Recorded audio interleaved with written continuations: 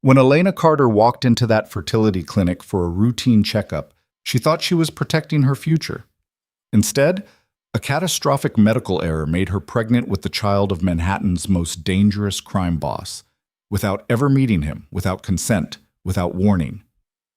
Now Luca Moretti is at her door, not to apologize, but to claim what's his. And the rival syndicates circling her apartment, they see her unborn baby as the perfect weapon. One impossible mistake, two strangers bound by blood, and a war that will decide if their accidental family survives. If you're hooked, stay with me until the end. Hit that like button and drop a comment with your city so I can see how far this story travels.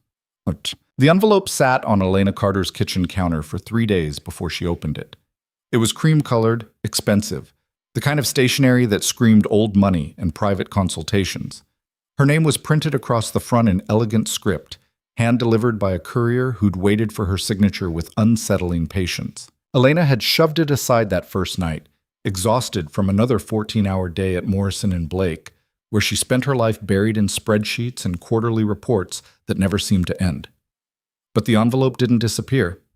It sat there, pristine and patient, while she heated up leftovers and scrolled through her phone. It sat there while she showered and collapsed into bed. It sat there the next morning while she gulped coffee and rushed out the door. On the third night, she finally opened it. The letter inside was brief, professional, terrifying. Dear Ms. Carter, we require your immediate presence regarding a matter of utmost sensitivity concerning your recent visit to Chelsea Reproductive Health Center.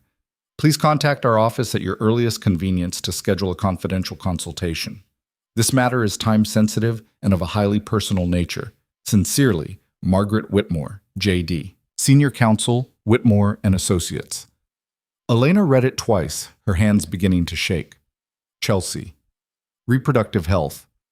She'd been there 6 weeks ago for her annual Well Woman exam. Everything had been normal. Routine pap smear, blood work, the usual uncomfortable small talk with Dr. Brennan about whether she was seeing anyone. The whole appointment had taken 40 minutes, and she'd walked out with a clean bill of health and a reminder to schedule next year's visit. What could possibly require a lawyer? She called the number with trembling fingers.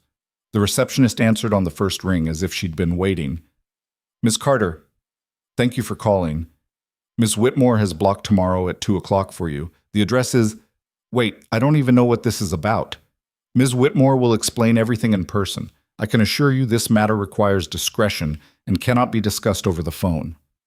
Elena's stomach twisted. Is this about a lawsuit? Did something happen at the clinic? There was a pause, heavy with unspoken weight. Tomorrow at 2 o'clock, Ms. Carter. Please come alone. The line went dead. Elena stood in her tiny Manhattan apartment, the letter crumpled in her fist, and felt the first cold finger of dread trace down her spine. The law offices of Whitmore and Associates occupied the entire 42nd floor of a glass tower in Midtown. Elena had dressed carefully that morning, charcoal pencil skirt, cream blouse, her most professional heels, as if the right outfit could somehow armor her against whatever was coming. It didn't help. The receptionist led her down a hallway lined with abstract art and closed doors, finally stopping at a corner conference room with floor-to-ceiling windows overlooking the city. Inside, 3 people waited. Margaret Whitmore was exactly what Elena expected. Mid-50s, silver hair and a perfect chignon, a suit that probably cost more than Elena's monthly rent.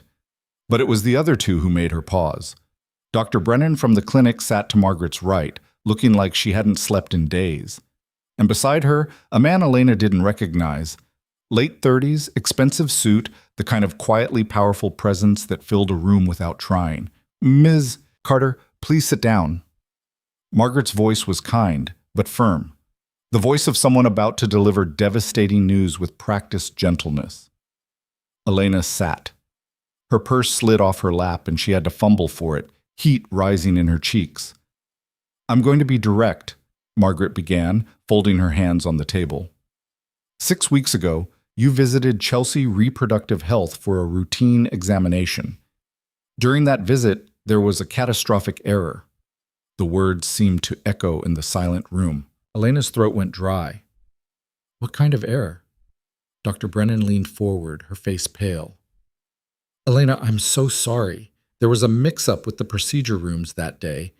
You were scheduled for a standard PAPE smear in room 3, but due to a clerical error and a failure in our verification protocols, she stopped, closing her eyes.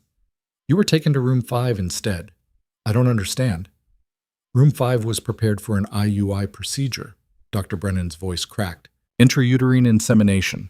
By the time anyone realized the error, the procedure had already been performed. The room tilted. Elena gripped the edge of the table, her knuckles white. You're saying you artificially inseminated me? By accident? Yes. The single word hung in the air like a death sentence. Elena couldn't breathe, couldn't think. The walls seemed to press inward, the air too thick, too hot. But I would have known. I would have felt something. The procedure is relatively quick and minimally invasive, Dr. Brennan said quietly. Given that you were already positioned for an examination and our staff failed to verify your identity properly, she trailed off, shame coloring her features. This is insane. Elena shoved back from the table, her chair screeching against the floor. This is completely insane. You can't just... How does this even happen? Don't you have protocols, safeguards? We do, Margaret said calmly. Multiple ones, all of which failed simultaneously due to human error and systemic breakdown. The clinic takes full responsibility and we're prepared to discuss comprehensive compensation. Compensation? Elena's voice rose, sharp and brittle. You think I want money? I want this to not have happened. The man who hadn't spoken yet cleared his throat. Ms. Carter, I'm afraid there's more. Elena turned to him, her vision blurring with unshed tears. More? What could possibly be more? Margaret exchanged a glance with him, then continued. 3 weeks ago, you took a home pregnancy test. It was positive. The floor dropped out from under her. Elena had taken that test on a whim, driven by persistent nausea and exhaustion she'd attributed to stress. When the 2 pink lines appeared, she'd assumed it was faulty. She hadn't been with anyone in over a year. There was no possible way. Except now there was. No, she whispered. No. Blood work confirms you're approximately 7 weeks pregnant, Dr. Brennan said gently. The insemination was successful. Elena sank back into her chair, her legs unable to hold her. 7 weeks. She was 7 weeks pregnant with a stranger's child, implanted in her body without her knowledge, without her consent, without her even being aware it was happening. Who? The word came out strangled. Who is the father? The silence that followed was suffocating. Margaret glanced at the man beside her, and Elena saw something pass between them. A warning, perhaps, or a resignation. The biological material, Margaret said carefully, belongs to a private client who had stored specimens at the clinic for future use. Due to the nature of his profession, his identity is protected by multiple confidentiality agreements. I don't care about your agreements, Elena's voice cracked. I'm pregnant with some stranger's baby because of your clinic's incompetence, and you won't even tell me who he is? The man leaned forward. Miss Carter, I'm Vincent Castellano. I'm here representing the biological father's interests. He's aware of the situation, and he wants to meet with you. Absolutely not. He has rights. Rights, Elena laughed, high and wild. He has rights? What about my rights? What about my choice? I didn't consent to any of this. We understand your anger, Margaret said, and legally, you're under no obligation to continue the pregnancy. We can arrange... Don't. Elena held up a shaking hand. Don't you dare finish that sentence. She didn't know what she wanted, didn't know what she thought or felt beyond the screaming chaos in her head. But she knew, with sudden, fierce certainty, that she wouldn't let them make this decision for her. Not after they'd already stolen so much. Vincent's expression softened. He just wants to talk. No pressure, no demands. But he deserves to know about this child, and you deserve to know who he is. Fine. Elena stood, grabbing her purse with trembling hands. Tell your client I'll meet him, somewhere public. And then I want every single document related to this nightmare, every policy you violated, every person who touched my file. Because when I'm done processing this, I'm going to burn your clinic to the ground. She walked out before anyone could respond, her heels clicking against marble floors, her whole world fracturing with every step. The coffee shop Vincent chose was expensive and quiet, tucked into a corner of the Upper East Side where privacy came standard. Elena arrived 15 minutes early, ordered a decaf latte she couldn't stomach, and tried to prepare herself for whatever was coming. She'd spent the last 3 days in a fog of disbelief and rage, researching lawyers and medical malpractice cases until her eyes burned. She'd called her best friend Sarah and sobbed into the phone for an hour. She'd stood in her bathroom at 3 in the morning, staring at her still flat stomach, trying to comprehend the reality growing inside her. And now she was about to meet him, the stranger whose genetic material had been forced into her body, who was now biologically connected to her in the most intimate way possible. When Vincent walked in, he wasn't alone. The man behind him moved like liquid shadow, tall, broad-shouldered, dressed in a charcoal suit that probably cost more than Elena's car. Dark hair swept back from a face that could have been carved from marble. Strong jaw, sharp cheekbones, eyes so dark they looked black in the coffee shop's dim lighting. He was beautiful in a dangerous way, like a blade hidden in silk. Elena's breath caught. Vincent made quiet introductions. "Miss Carter, this is Luca Moretti." Luca didn't extend his hand. He simply looked at her, his gaze intense and assessing, taking in every detail of her face like he was memorizing it. When he finally spoke, his voice was deep and measured, carrying an accent that spoke of old New York families and generations of power. "Thank you for agreeing to meet." Elena lifted her chin. "I didn't have much choice." "You always have a choice." He pulled out the chair across from her and sat with fluid grace. Vincent remained standing near the door, watchful. "I wanted you to hear this from me directly, not through lawyers and intermediaries." "Hear what?" Luca folded his hands on the table. "The clinic's error is unforgivable. What happened to you is a violation of every right you possess. I want you to know I had no knowledge of this until 3 days ago, when my attorney informed me of the situation." "And what situation is that exactly?" Elena's voice was cold. "That I'm accidentally carrying your child?" "Yes." The simple acknowledgement somehow made it more real. Elena's hands tightened around her cup. "I stored genetic material at that clinic 5 years ago," Luca continued. "It was meant as insurance. I operate in a dangerous field, and I wanted to ensure the possibility of children even if something happened to me. I never authorized its use. I certainly never imagined it would be given to someone without their knowledge." "What dangerous field?" Elena demanded. "Who are you?" Luca's expression didn't change, but something flickered in those dark eyes. "I run a private security and logistics firm. We handle sensitive situations for high-profile clients. It's work that sometimes attracts unwanted attention." It was a lie, or at least not the whole truth. Elena could feel it in the careful way he chose his words, the way Vincent's hand drifted toward his jacket whenever anyone walked past their table. "You're lying." "I'm simplifying." "Then unsimplify it." Elena leaned forward. "I deserve to know who the father of this baby actually is." Luca studied her for a long moment, something like respect crossing his features. "You're right. You do." He paused, then spoke with quiet precision.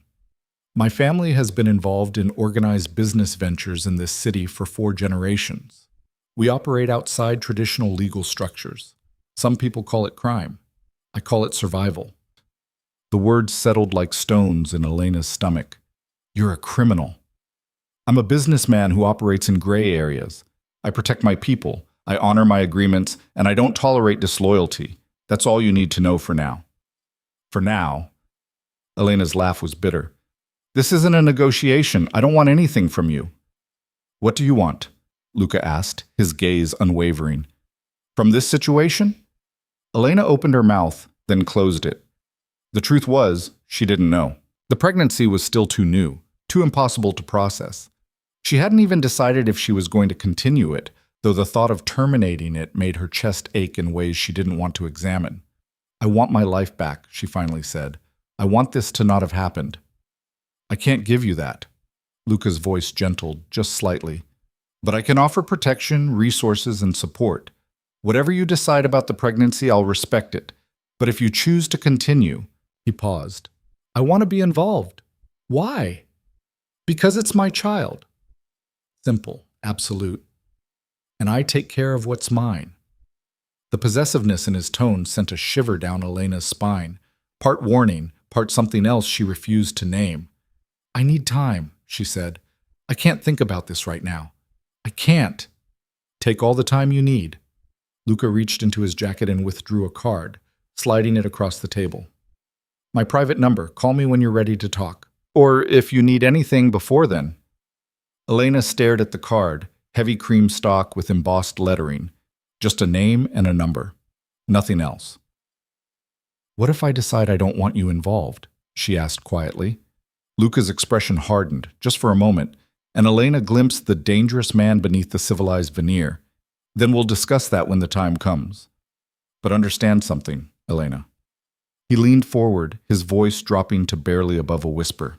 I don't walk away from my responsibilities, ever. The way he said her name, intimate, possessive, made her skin prickle. She grabbed the card and stood abruptly. I have to go. Vincent will take you home. I don't need... It's not a request. Luca's tone was calm but immovable. You're carrying my child. That makes you a target for anyone who wants to hurt me. You'll have protection whether you want it or not. Elena's blood ran cold. Excuse me? I have enemies, Elena. People who would use any weakness against me. Right now, you and that baby represent a significant vulnerability. He stood, towering over her. I won't apologize for keeping you safe. You can't just decide, I already have. He buttoned his jacket with controlled precision. Vincent will coordinate with you on security measures. Please don't fight him on this. It's not worth the risk. Before Elena could respond, Luca walked away, leaving her standing in the middle of the coffee shop with a stranger's business card and the crushing weight of a future she'd never chosen. Elena didn't call. For 2 weeks, she threw herself into work, staying late at the office and avoiding her apartment where Vincent's security team had installed cameras and motion sensors despite her protests. She ignored Luca's card, left Vincent's calls unanswered, and tried desperately to pretend her life was still normal. It wasn't. The nausea got worse. Exhaustion dragged at her bones, and every morning she stood in front of the mirror and stared at her stomach, trying to comprehend the impossible reality growing inside her. She made an appointment with her own doctor, a kind woman in her 50s who'd been seeing Elena for years. The ultrasound was scheduled for Thursday. Wednesday night, everything changed. Elena was walking home from the subway, her mind foggy with fatigue when she noticed the car. Black sedan, tinted windows, moving too slowly down the street beside her. She quickened her pace, heart beginning to hammer. The car matched her speed. Elena's hand dove into her purse, fumbling for her phone. She had Vincent's number programmed in, though she'd sworn she'd never use it. Her fingers found the phone just as the sedan's doors opened. 2 men got out. Big, efficient, moving with military precision. Elena ran. She made it maybe 20 feet before a hand clamped around her arm, yanking her backward. She screamed, but the sound was cut off by a palm over her mouth, chemical sweet and nauseating. Chloroform, some distant part of her brain registered. They're using chloroform. The world tilted, darkness eating at the edges of her vision. She fought, kicking and clawing, but her limbs felt heavy, disconnected. She was being dragged toward the car, her heels scraping against pavement, her purse falling forgotten to the ground. Then gunfire cracked through the air. The hand over her mouth jerked away. Someone shouted. Elena collapsed to her knees, gasping, her vision swimming. Through the haze, she saw Vincent emerging from a black SUV that had appeared from nowhere, weapon drawn and firing with controlled precision. The 2 men scrambled back to their sedan, tires squealing as they fled. Vincent was at Elena's side in seconds, his hands gentle as he lifted her. Are you hurt? Did they inject you with anything? Elena shook her head, still gasping for air. Chloroform, just chloroform. Christ! Vincent's jaw tightened. He swept her into his arms like she weighed nothing and carried her to the SUV. Hospital, now. No, I'm fine. You're 7 weeks pregnant and you just inhaled chloroform. His voice was steel. We're going to the hospital, non-negotiable. Elena was too weak to argue. She let him bundle her into the vehicle, her whole body shaking with adrenaline crash. As they pulled away, she saw her purse still lying on the sidewalk, contents spilled across concrete. Her normal life, scattered and abandoned. The hospital was a blur of bright lights and worried faces. Vincent had called ahead, and they were ushered into a private room where a young doctor examined Elena with efficient gentleness. Blood work, another ultrasound, questions about symptoms and exposure. Through it all, Vincent stayed close, his presence both comforting and terrifying. "The baby's fine," the doctor finally announced, and Elena felt something in her chest unclench. Heart rate is strong, no signs of distress. The chloroform exposure was minimal, not enough to cause harm. But you should rest for the next few days. No stress, no exertion. "Thank you," Elena whispered. After the doctor left, Vincent pulled up a chair beside her bed. "I called Luca. He's on his way." Elena closed her eyes. "Of course he is." "Elena," Vincent's voice was uncharacteristically gentle. "Those men weren't random. They knew where you'd be, knew your routine. Someone's been watching you." "Who?" "We'll find out." His expression hardened. "But this is exactly what Luca warned you about. You're a target now, and tonight proved you can't protect yourself." "I didn't ask for any of this." Tears burned behind Elena's eyelids.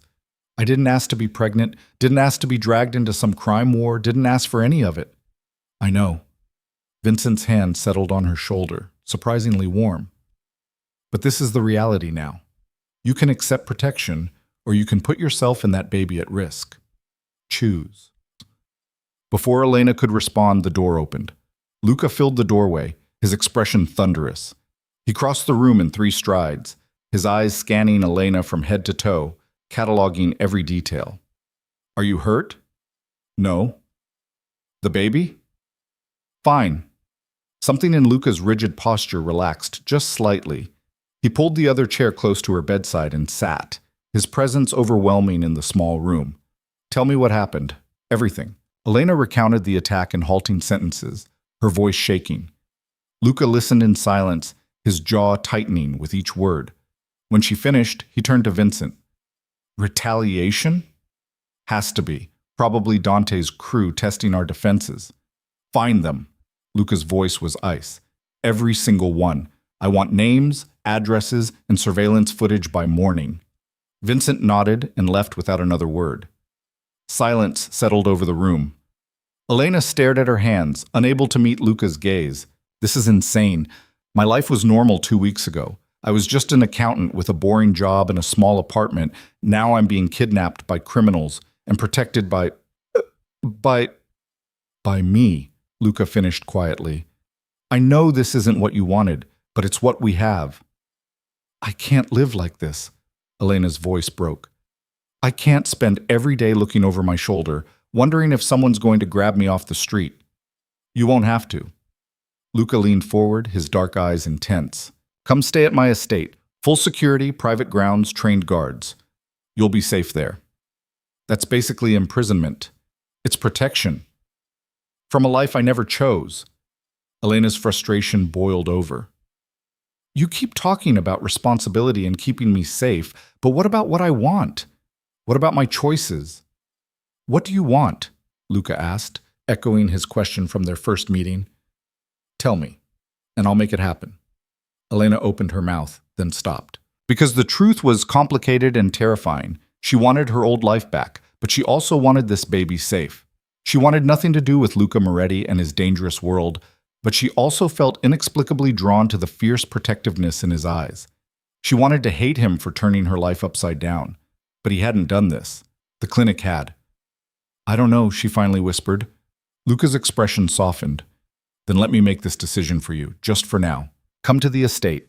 Give yourself time to heal, to think, to figure out what you want. If you decide you want to leave, I won't stop you. You promise?" "On my life." The sincerity in his voice broke through Elena's defenses. She was exhausted, scared, and still shaking from the attack. The thought of going back to her apartment, of being alone and vulnerable, made her stomach twist with fear. "Okay," she said quietly, "but just until I figure things out." Luca's hand covered hers, warm and solid.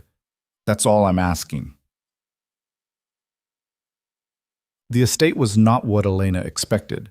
She'd imagined something gothic and oppressive, dark hallways and heavy furniture, like a villain's lair in a movie. Instead, Luca's home was surprisingly beautiful. A sprawling mansion set on 10 private acres in Westchester, with tall windows that let in streams of natural light and modern architecture that somehow felt warm rather than cold. Vincent drove her there the next morning after the hospital released her with strict instructions to rest. Elena dozed in the back seat, exhaustion pulling her under despite her anxiety. When they arrived, Luca was waiting on the front steps. He helped her out of the car personally, his hand gentle at her elbow. "I had the East Wing prepared for you. Private bedroom, bathroom, sitting room. If you need anything changed, just tell Maria. She manages the household staff." Elena looked up at the massive house, then back at Luca. "How many people live here?" "Just me. And now you." He paused. "And security, but they're mostly external." "This is too much." "It's necessary." Luca guided her inside through a soaring foyer with marble floors and a staircase that curved upward like something from a dream. "I need you safe, Elena. Not just for the baby. For you." The unexpected tenderness in his voice made her throat tighten. He led her through hallways lined with art, some modern, some classical, all expensive, to a suite of rooms that took her breath away. Floor-to-ceiling windows overlooked manicured gardens. The bed was enormous, covered in soft linens. Fresh flowers sat on the dresser. "It's beautiful," Elena admitted. "It's yours." Luca moved to the door, then paused. "Rest. We'll talk more when you're ready." He was almost gone when Elena called out, "Luca?" He turned, one hand on the doorframe. "Thank you," she said quietly, for everything. I know I've been difficult." "You've been scared." His dark eyes held hers. "That's different." After he left, Elena sank onto the bed and finally let herself cry. For the life she'd lost. For the impossible situation she was in. For the strange, fierce man who'd somehow become her only anchor in the chaos. Outside in the garden, Luca stood with Vincent and reviewed security reports. The men who'd tried to take Elena had been found. They wouldn't make that mistake again, but the message was clear. This was war. And Elena Carter, whether she knew it or not, had just become the most valuable piece on the board. Luca looked up at the window of her room, watching her shadow move behind curtains. He told her the truth about one thing. He took care of what was his. And Elena, stubborn, brave, beautiful Elena, was his now, whether she'd chosen it or not. He'd burn the whole city down before he let anyone touch her again. The first week passed in a strange, suspended reality. Elena woke each morning in a bed that wasn't hers, in a house that felt like a museum, carrying a child she'd never planned. She spent her days wandering the estate's sprawling grounds, trying to reconcile the woman she'd been with the woman she was becoming. The gardens were beautiful, roses climbing white trellises, stone paths winding through carefully manicured lawns, a fountain at the center where water danced in endless circles. It should have been peaceful. Instead, it felt like a gilded cage. Luca kept his distance, appearing only at dinner, a formal affair served in a dining room large enough to echo. They ate at opposite ends of a table that could seat 20, making stilted conversation about nothing important. The weather, the food, carefully avoiding the elephant in the room, or rather the child growing in Elena's womb. On the 8th day, Elena's patience snapped. She found Luca in his study, a room lined with dark wood and leather-bound books that probably cost more than her yearly salary.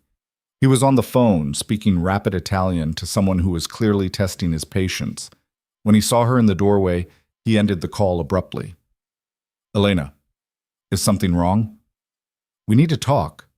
She stepped inside without waiting for invitation, closing the door behind her. "Really talk, not whatever polite dance we've been doing at dinner." Luca set down his phone, his expression unreadable. "All right, what do you want to discuss?" "Everything." Elena crossed her arms, trying to ignore how the late afternoon light caught in his dark hair, making him look less like a crime boss and more like some Renaissance painting come to life. "I've been here over a week and I know almost nothing about you. About what you do, about why people want to hurt me, about what happens next. What happens next is up to you. Stop deflecting." Elena moved closer to his desk, her frustration mounting. You said you wanted to be involved with this baby. Fine. But I can't make any decisions when I'm living in the dark. So talk to me. Tell me the truth about who you are and what I'm really dealing with. Luca studied her for a long moment, something like approval flickering in his dark eyes. Then he stood, moving to the bar cart in the corner. He poured himself 2 fingers of whiskey, then held up a bottle of sparkling water in question. Elena nodded. He poured her a glass and brought it to her, their fingers brushing as she took it. The contact sent an unexpected jolt through her system. Awareness, sharp and unwelcome. My family came to New York 4 generations ago, Luca began, leaning against his desk. They built an empire through shipping, warehouses, labor unions, legitimate on the surface, but with roots that ran deep into the underground. By the time I was born, the Moretti name meant power in this city. It also meant danger. Your parents? Dead. His voice was flat. Car accident when I was 17. Convenient timing, given that my father had just refused an alliance with the Calabrese family. The investigation found no evidence of foul play, but we knew better. Elena's throat tightened. I'm sorry. Luca shrugged, the gesture at odds with the tension in his shoulders. It taught me a valuable lesson. In this world, showing weakness gets you killed. So I took over the family business early, rebuilt our defenses, and made it clear that the Morettis weren't a target anymore. By being more dangerous than everyone else? By being smarter. He took a sip of whiskey. I expanded into legitimate ventures, real estate, private security firms, consulting, enough clean money to satisfy the authorities, enough respect to keep rival families from testing our borders. I don't deal drugs, don't traffic people, don't prey on the vulnerable. I run a tight operation with clear rules. But you still break the law. Every day. His honesty was startling. I oversee gambling networks, manage protection services for businesses in our territory, facilitate transactions that exist in legal gray areas. I bend regulations. I avoid taxes, and yes, sometimes I use force to protect what's mine. Does that make me a criminal in your eyes? Elena wanted to say yes, wanted to maintain the moral high ground, to cling to the clear distinctions between right and wrong that had guided her whole life. But standing in this beautiful room, looking at this complicated man who'd shown her nothing but protection and unexpected gentleness, the answer wasn't simple anymore. I don't know what it makes you, she admitted quietly. It makes me a realist. Luca set down his glass. The world isn't black and white, Elena. It's 1,000 shades of gray, and survival means learning to navigate them. I protect my people, I honor my word, and I don't apologize for the choices I've made to stay alive. And the people who tried to take me? His expression darkened. The Rossi family. They've been pushing at our territory for months, testing boundaries. When word got out about your pregnancy, and it did get out, we have a leak I'm still hunting, they saw an opportunity to hurt me. By hurting me? Yes. No apology in his voice, just hard truth.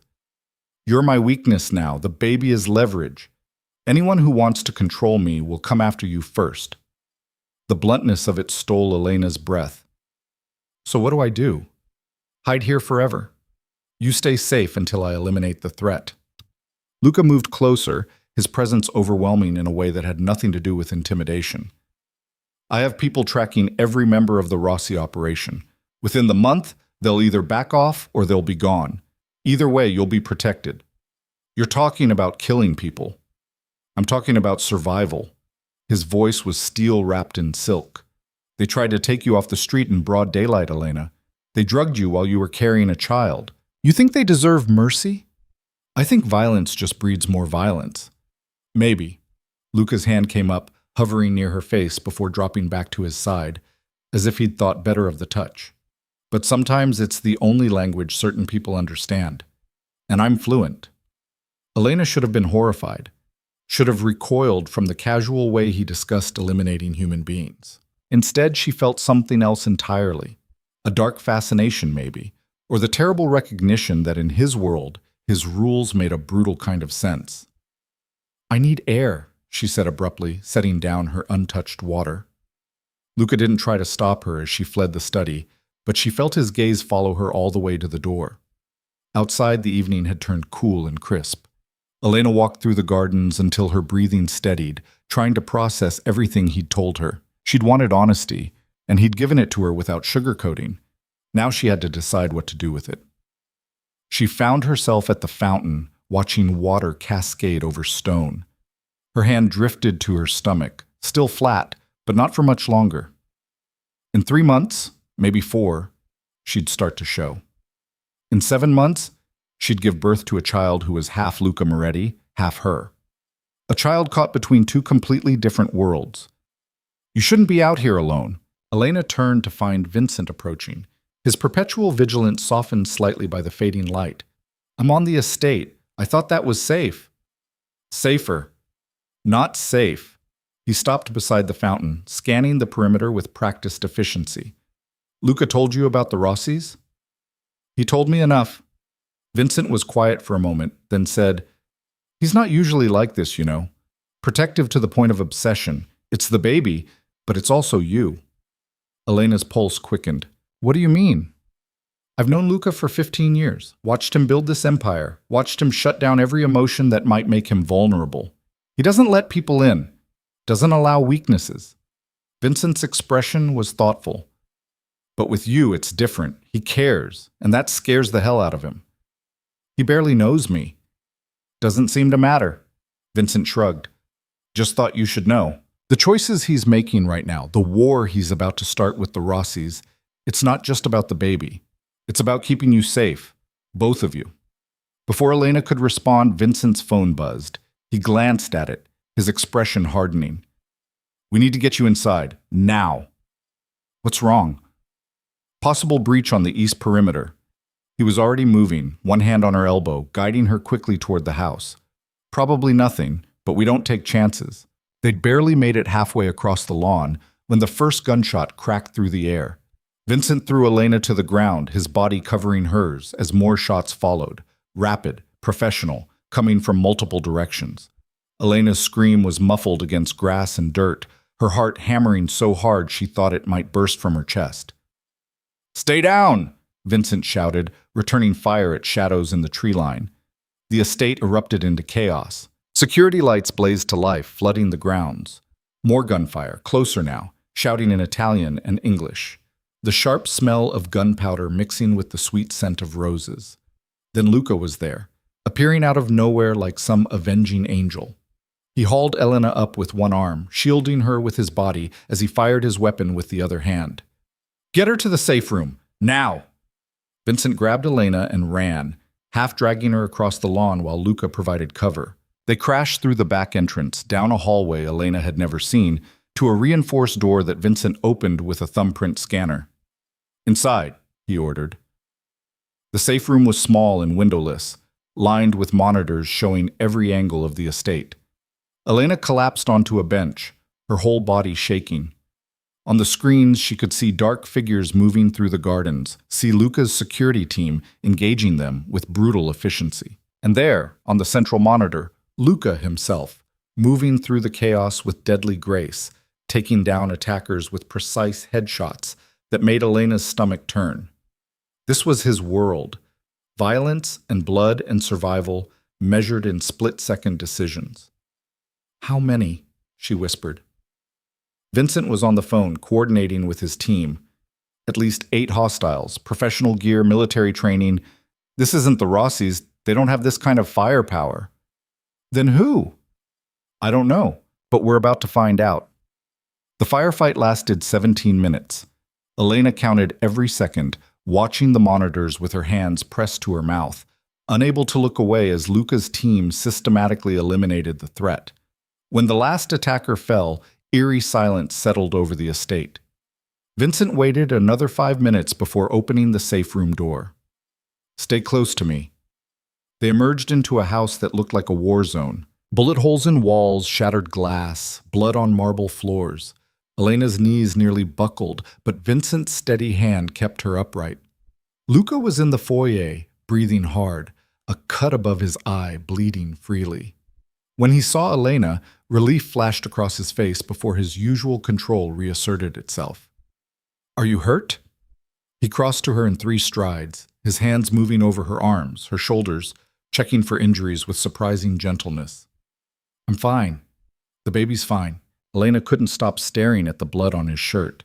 His or someone else's. She couldn't tell. What happened? Coordinated assault. They came in 4 teams, hit us from all sides. Luca's jaw was tight. This wasn't about taking you. This was about sending a message. What message? That I'm vulnerable. He looked past her to where his security team was dragging bodies outside. Someone wants me to know they can reach inside my own home. Vincent approached, holding a tablet. Boss, you need to see this. The screen showed a photo, one of the dead attackers, his jacket open to reveal a tattoo on his chest. A serpent coiled around a dagger, rendered in stark black ink. Luca's expression went cold as death. Calabrese. I thought you said it wasn't the Rosses, Elena said. It's not. Luca's voice was deadly quiet. It's worse. The Calabrese family is old power. They've controlled the southern territories for decades. If they're moving against us, this isn't just a territorial dispute. This is the beginning of a war. Vincent set down the tablet. They must have formed an alliance with the Rossis, combined forces to take you out. Then they just made a fatal mistake. Luca turned to Elena, his dark eyes blazing with barely contained rage. I need you to go upstairs, lock yourself in your room. Don't come out until I come for you personally.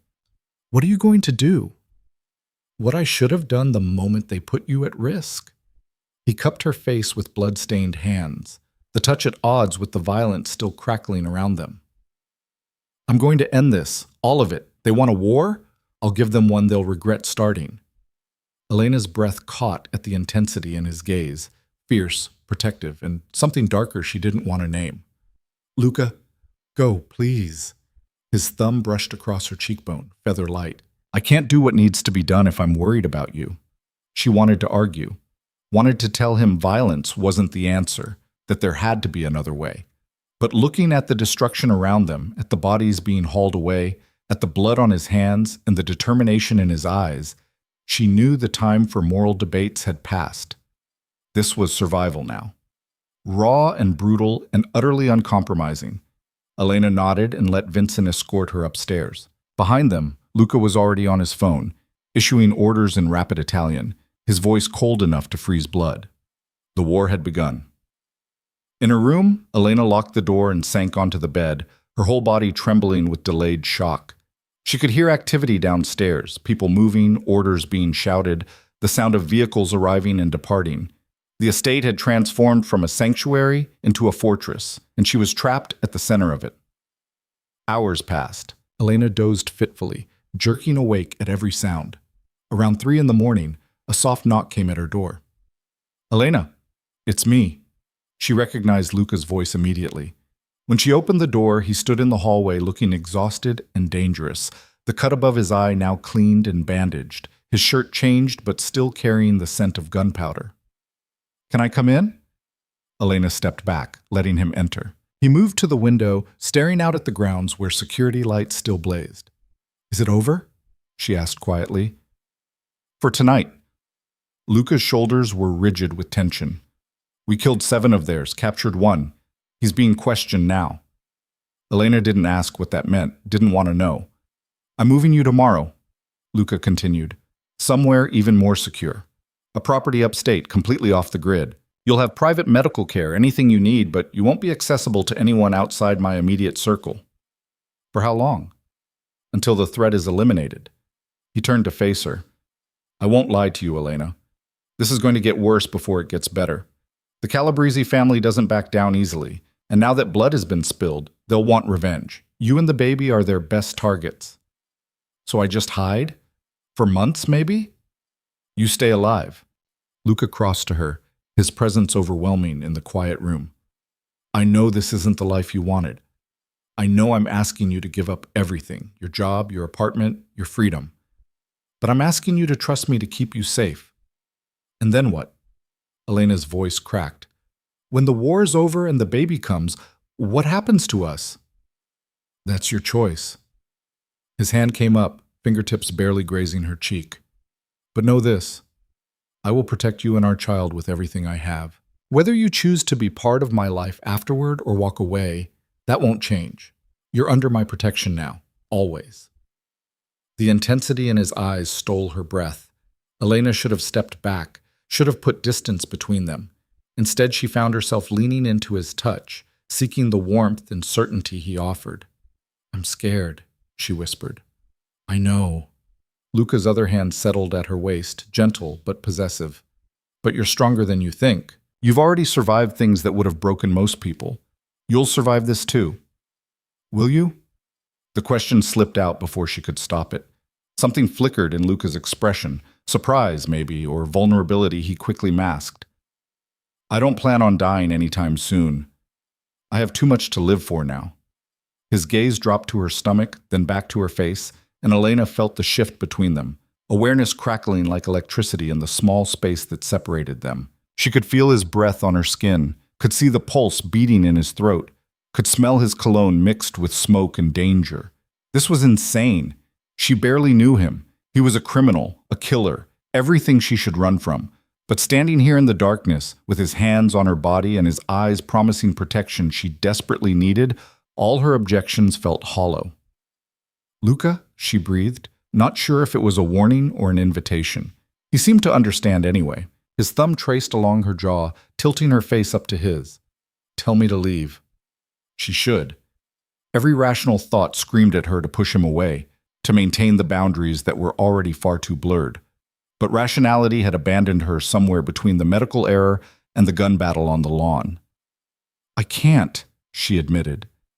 The confession hung between them for one heartbeat, too. Then Luca closed the distance, his mouth finding hers with a gentleness that contradicted everything she knew about him. The kiss was soft at first, almost tentative, as if he was giving her time to change her mind. But when Elena's hands fisted in his shirt, pulling him closer, something broke in both of them. The kiss deepened, turned hungry and desperate, months of tension and fear and unwanted attraction finally finding release. Luca's hand slid into her hair, angling her head to deepen the kiss further. Elena pressed against him, feeling the solid strength of his body, the steady beat of his heart. For the first time since her world had shattered, she felt grounded, safe, wanted. When they finally broke apart, both breathing hard, Luca rested his forehead against hers. "This changes nothing about your choice. When this is over, you can still walk away. And if I don't want to?" His arms tightened around her. "Then I'll spend the rest of my life making sure you never regret staying." It was a promise and a threat and a hope all wrapped together. Elena should have been terrified by the possessiveness in his voice, by how quickly she was falling for a man who represented everything dangerous in the world. Instead, she felt something click into place, a rightness she couldn't explain or justify. "Stay with me tonight," she whispered. "Just stay." Luca's expression softened in a way she'd never seen before. "Always." They moved to the bed, but there was nothing sexual in it, just the desperate need for comfort and connection. Luca held her against his chest, one hand protectively covering her stomach, and Elena let herself pretend for a moment that this was normal, that they were normal, that the child growing inside her was planned and wanted by two people who'd chosen each other. Outside, security teams patrolled the grounds, and war councils strategized revenge. But in this room, in this moment, there was only warmth and safety and the fragile beginning of something that might have been love if either of them were brave enough to name it. Elena fell asleep to the steady rhythm of Luca's heartbeat, unaware that across the city, in a penthouse office overlooking the harbor, Antonio Calabrese was planning his next move. The girl was the key. Take her, and Moretti would crumble. It was just a matter of time. Dawn came too quickly. Pale light filtering through curtains Elena didn't remember closing. She woke to find Luca already gone, only the indent in the pillow beside her, and the lingering warmth of his presence proving he'd been there at all. For a moment, she let herself imagine a different life, one where waking up beside him was normal, where the child inside her was conceived in love instead of medical error, where danger didn't lurk outside every window. Then reality crashed back in, and she remembered what today meant. The move to the upstate property happened with military precision. Vincent arrived at her door before she'd finished dressing, his expression grim. "We leave in 20 minutes. Pack only essentials. Everything else will be replaced." "Where's Luca?" "Handling business." Vincent's tone made it clear what kind of business that was. He'll join you tonight. Elena wanted to protest, to demand to see him before they left, but the tension in Vincent's shoulders told her time was a luxury they couldn't afford. She threw clothes into a bag with shaking hands, grabbed her phone and laptop, and tried not to think about how her entire life now fit into a single suitcase. The convoy of 3 black SUVs rolled out exactly 20 minutes later.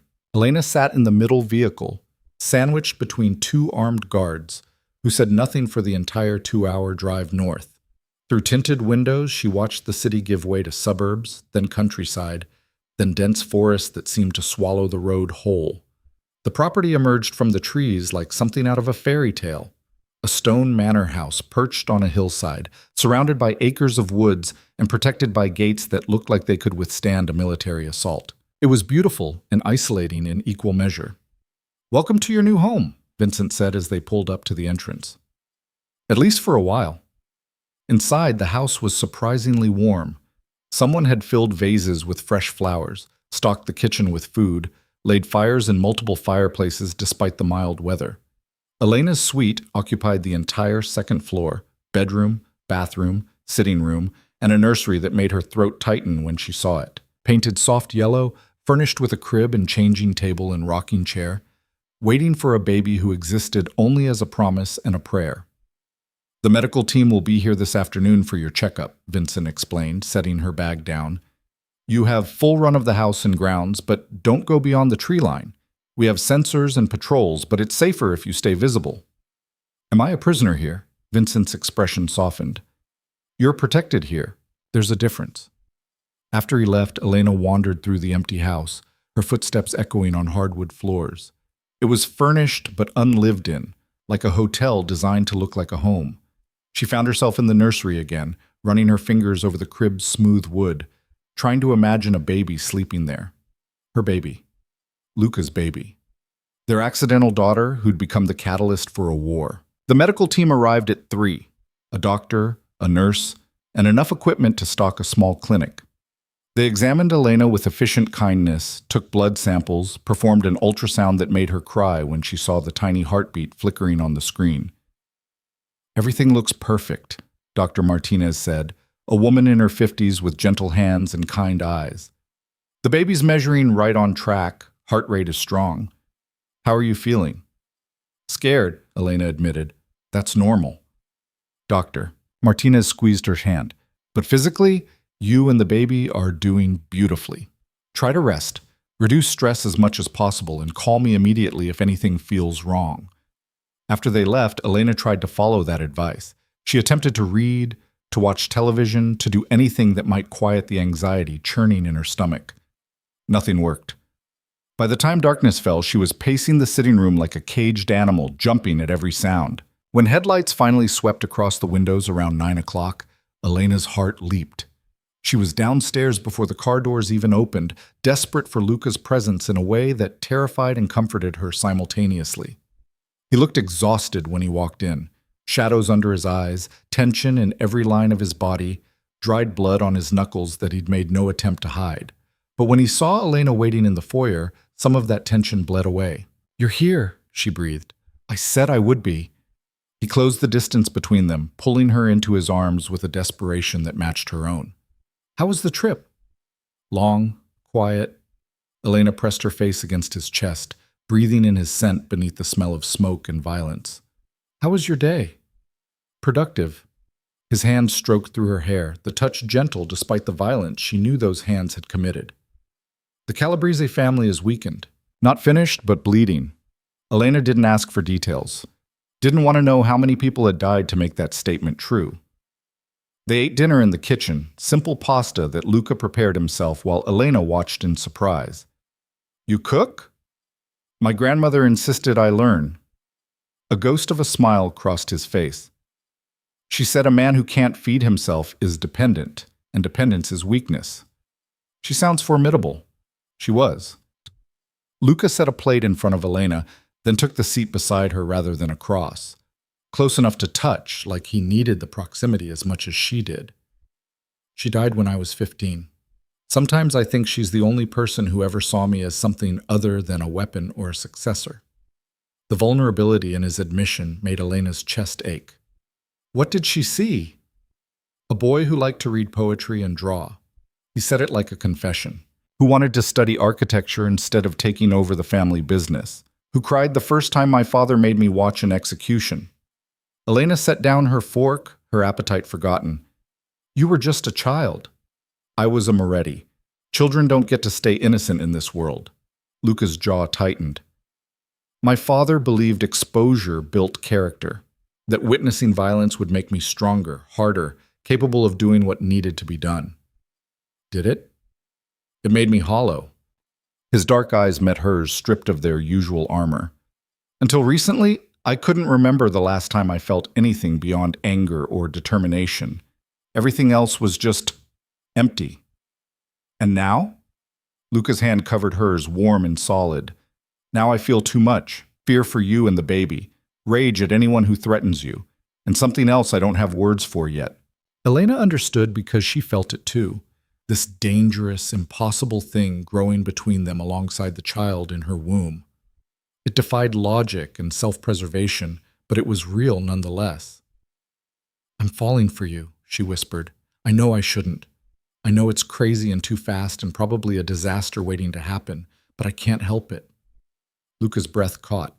For a long moment, he just stared at her. Something raw and wounded in his expression. Came from something terrible. Even if it's came from something terrible, even if it's complicated and dangerous, you're good, Elena, and I don't deserve you, but I'm selfish enough to want you anyway. When he kissed her this time, it was different from the desperate passion of the night before. This was tender, almost worshipful, like he was trying to memorize the taste of her. Elena melted into it, her hands fisting in his shirt, pulling him closer despite the voice in her head screaming warnings about falling for dangerous men. They made it as far as the sitting room before clothes started coming off. Luca lifted Elena onto the couch, his mouth trailing down her neck while her fingers worked at his buttons. She should have been self-conscious about her changing body, about the small swell of her stomach that was just beginning to show. Instead, when Luca's hand settled protectively over that slight curve, she felt cherished. Is this okay? He murmured against her skin. The baby. Dr. Martinez said it's safe. Elena arched into his touch, desire burning through her veins. Luca, please. He silenced her with another kiss, deep and claiming, before pulling back just enough to meet her eyes. Tell me if anything hurts. Tell me if you want to stop. I won't want to stop. The promise in those words unleashed something in both of them. They came together with desperate need, seeking connection and comfort and proof that they were still alive amid all the death surrounding them. Luca was careful despite his passion, attentive to her every response, making sure she felt pleasure before seeking his own. Afterward, they lay tangled together on the couch, Elena's head on Luca's chest while his fingers traced idle patterns on her bare shoulder. Outside, security lights swept across the grounds in steady intervals, a reminder that their moment of peace existed in a bubble of violence. My mother was an artist, Elena said suddenly, breaking the comfortable silence.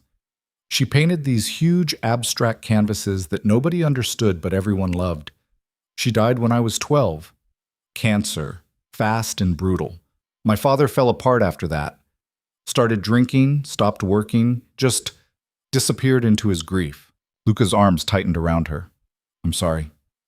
I learned to take care of myself, went to college on scholarships, worked 3 jobs to pay rent, built this safe, controlled life where nothing unexpected could hurt me. She laughed bitterly. And then a medical error destroyed all of it in one afternoon. Do you regret it? Luca asked quietly. The baby, I mean. Not the error, but the result. Elena considered the question seriously, her hand drifting to her stomach. A month ago, I would have said yes without hesitation. Now, she paused, searching for honesty. Now I think this baby might be the best accident that ever happened to me. Even with everything else, the danger, the fear, the complete upheaval of my life, I can't regret her. Her? Luca's voice was soft with wonder. I don't know yet, but I have a feeling. Elena tilted her head to look up at him. What do you want, boy or girl? Healthy. His hand covered hers on her stomach. That's all that matters, healthy and safe and loved. The simplicity of the answer made Elena's eyes burn. This man who commanded an empire built on violence and fear, who'd killed to protect her without hesitation, wanted nothing more than a healthy child. The contradiction of him was staggering. They eventually made it upstairs to the bedroom, where they made love again with less urgency and more tenderness. Luca fell asleep first, his arm draped possessively across Elena's waist, his breathing deep and even. Elena lay awake longer, watching shadows dance across the ceiling, thinking about the impossible future they were building together. She must have drifted off eventually because she woke to chaos. Shouting downstairs, running footsteps, the sharp crack of gunfire that jerked her violently into consciousness. Beside her, Luca was already moving, pulling on pants and grabbing the weapon he kept in the nightstand. "Stay here," he ordered, his voice cold and lethal. "Lock the door behind me. Don't open it for anyone except me or Vincent." "What's happening?" "They found us." Luca was at the door, weapon raised. "Don't come out, Elena, no matter what you hear." Then he was gone, and Elena was alone in the darkness with fear clawing at her throat. She locked the door with shaking hands, then backed toward the bathroom, searching for anything she could use as a weapon. Her phone was on the nightstand. She grabbed it, her fingers hovering over the emergency call button. More gunfire, closer now. Breaking glass. A scream cut short. Elena's heart hammered against her ribs, so hard she thought she might be sick. Then silence. Thick and terrible and wrong. Elena stood frozen in the middle of the bedroom, straining to hear anything over the blood rushing in her ears. Footsteps on the stairs, slow and deliberate. One set, then another. Voices speaking in Italian too low to make out words. A knock on the door made her jump violently. "Elena?" Luca's voice, strained but alive. "It's me. Open the door." She fumbled with the lock, throwing it open to find Luca standing in the hallway, blood splattered across his bare chest and face. For a horrible moment, Elena thought he was injured. Then she realized the blood wasn't his. "Are you hurt?" she demanded, her hands already running over him, checking for wounds. "I'm fine. It's over." Luca pulled her against him, heedless of the blood. 3 of them made it past the perimeter. They're dead now. Elena should have been horrified, should have recoiled from the casual way he discussed killing. Instead, she just held him tighter, grateful he was alive and whole and here. Vincent appeared at the top of the stairs, his expression grim. "We need to move her again. They knew exactly where to hit, which means the leak is worse than we thought." "No." Luca's arms tightened around Elena. "No more running. It's time to end this." "Boss, we can't protect her if they keep finding us. So we make sure they can't find her." Luca's voice was steel. "Set up the meet with Calabrese tomorrow night. Neutral ground, full security. I'm done playing defense." Vincent's eyes widened. "That's suicide. That's strategy." Luca finally released Elena, turning to face his second in command. "He wants me dead? Fine. Let him try. But this ends tomorrow, one way or another." "What about Elena?" "She stays here with maximum security. You personally will guard her. If I'm not back by dawn..." Luca's jaw clenched. "You get her somewhere safe and you keep her safe. That's an order." "Luca, no." Elena grabbed his arm, fear icing through her veins. "You can't just walk into a trap." "I'm not walking into anything. I'm controlling the terms of engagement." He turned back to her, his expression softening. "This is what I do, Elena. How I've survived this long. Trust me." "I do trust you, but that doesn't mean I'm not terrified of losing you." Something shifted in Luca's eyes, surprise maybe, or wonder that someone cared enough to fear for him. He pulled her close again, his hand cradling the back of her head. "You won't lose me," he murmured against her hair. "I have too much to live for now." But Elena heard the uncertainty beneath the promise, the acknowledgement that in his world, survival was never guaranteed. The rest of the night passed in tense preparation. Luca showered and dressed while Vincent coordinated with their contacts, setting up the meeting that could end the war or end Luca's life. Elena sat in the bedroom, her hand on her stomach, trying to find words to make him stay. She couldn't find any that wouldn't make her a hypocrite. She'd seen the violence firsthand, understood that this world operated by rules she'd never learned. Asking Luca to choose her over his survival would be asking him to stop being who he was. When dawn finally broke, pale and cold, Luca came to say goodbye.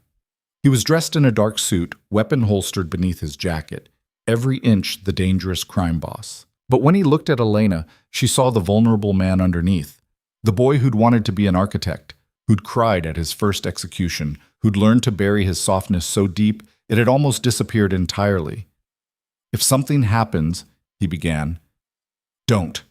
Elena pressed her fingers to his lips. "Don't say goodbye like you're not coming back." "I need you to hear this." Luca caught her hand, holding it against his chest where his heart beat strong and steady. "Everything I have is yours. Properties, accounts, businesses. Vincent has all the details. The baby will want for nothing.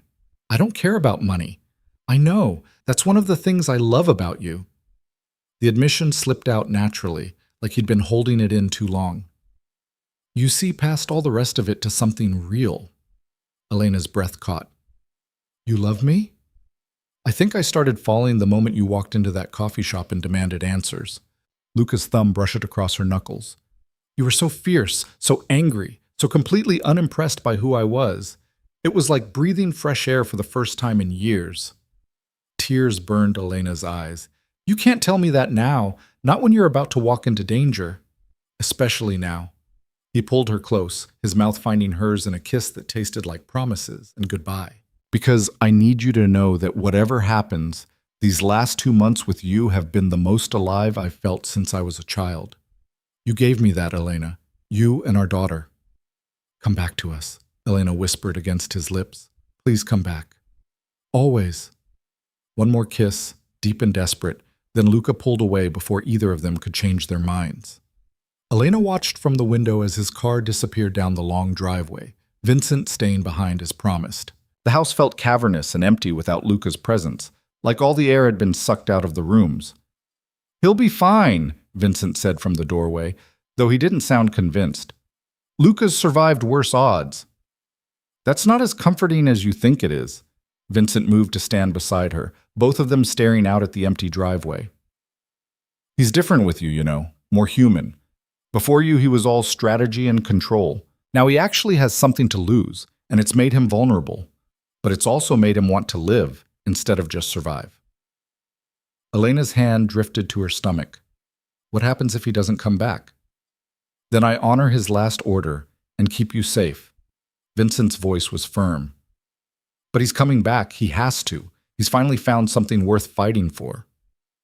The hours crawled past with agonizing slowness. Elena tried to read, to eat, to do anything that might distract her from the images playing in her mind. Luca walking into an ambush, Luca bleeding out on some warehouse floor, Luca dying without ever meeting his daughter. Vincent kept his phone close, checking it compulsively for updates that didn't come. The security team moved through the house like shadows, their presence both comforting and terrifying. Afternoon faded into evening. Elena stood at the window as the sun set, painting the sky in shades of blood and fire, wondering if Luca was watching the same sunset somewhere across the city. Her phone rang at 7:15, an unknown number that made her heart stop. "Don't answer it," Vincent warned. Elena answered anyway. "Hello? Ms. Carter?" The voice was cultured, older, carrying an accent that spoke of old money and older violence. "My name is Antonio Calabrese. I believe we should talk about Luca Moretti." Ice flooded Elena's veins. "Where is he?" "At this moment, sitting across from me in a very tense negotiation. He's quite concerned about your safety, which makes you valuable leverage. So here's what's going to happen." Calabrese's tone was almost pleasant. "You're going to get in a car I'm sending to collect you. You're going to come to me quietly, without alerting Moretti's rather extensive security team. And in exchange, I'll let Luca live. And if I refuse, then I kill him right now. And then I come for you anyway. At least this way he gets to see you one last time before you both die." Elena's hand tightened on the phone. Vincent was already moving, trying to grab it from her, but she stepped away. "How do I know you won't kill us both?" "You don't." Calabrese sounded amused. "But refusing guarantees his death. Compliance at least gives you a chance. The car will be at your gate in 10 minutes. Don't be late. Ms. Carter, Luca's life depends on your punctuality." The line went dead. Elena lowered the phone slowly, her mind racing. Vincent was already on his radio, calling for backup, locking down the property. But Elena knew with cold certainty that Calabrese wouldn't have made this move without a plan to counter their defenses. "We can protect you," Vincent said urgently. "Luca gave me orders to keep me safe. I know." Elena met his eyes. "But Luca's about to die because of me, because I'm leverage, because loving me made him vulnerable. Don't even think about it. I'm not thinking, I'm deciding." Elena grabbed her jacket, her heart hammering but her hands steady. "Call Luca. Tell him I'm sorry, and tell him I love him too." She was out the door before Vincent could stop her, running toward the gate where headlights were already appearing through the trees. Behind her, Vincent shouted orders, but Elena didn't look back. This was her choice, her risk, her chance to save the man she loved, even if it meant walking straight into hell to do it. The car door opened, and Elena climbed inside without hesitation. Whatever came next, at least Luca would have a fighting chance. The car was silent except for the hum of the engine and Elena's ragged breathing. Two men sat in front, neither speaking, their shoulders broad enough to block most of her view through the windshield. She tried to track the route, to memorize turns and landmarks, but panic was eating at her focus.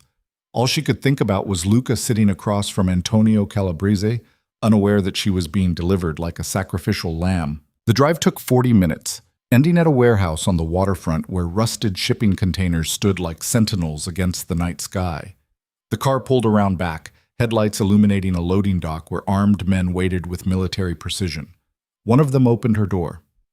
"Out!"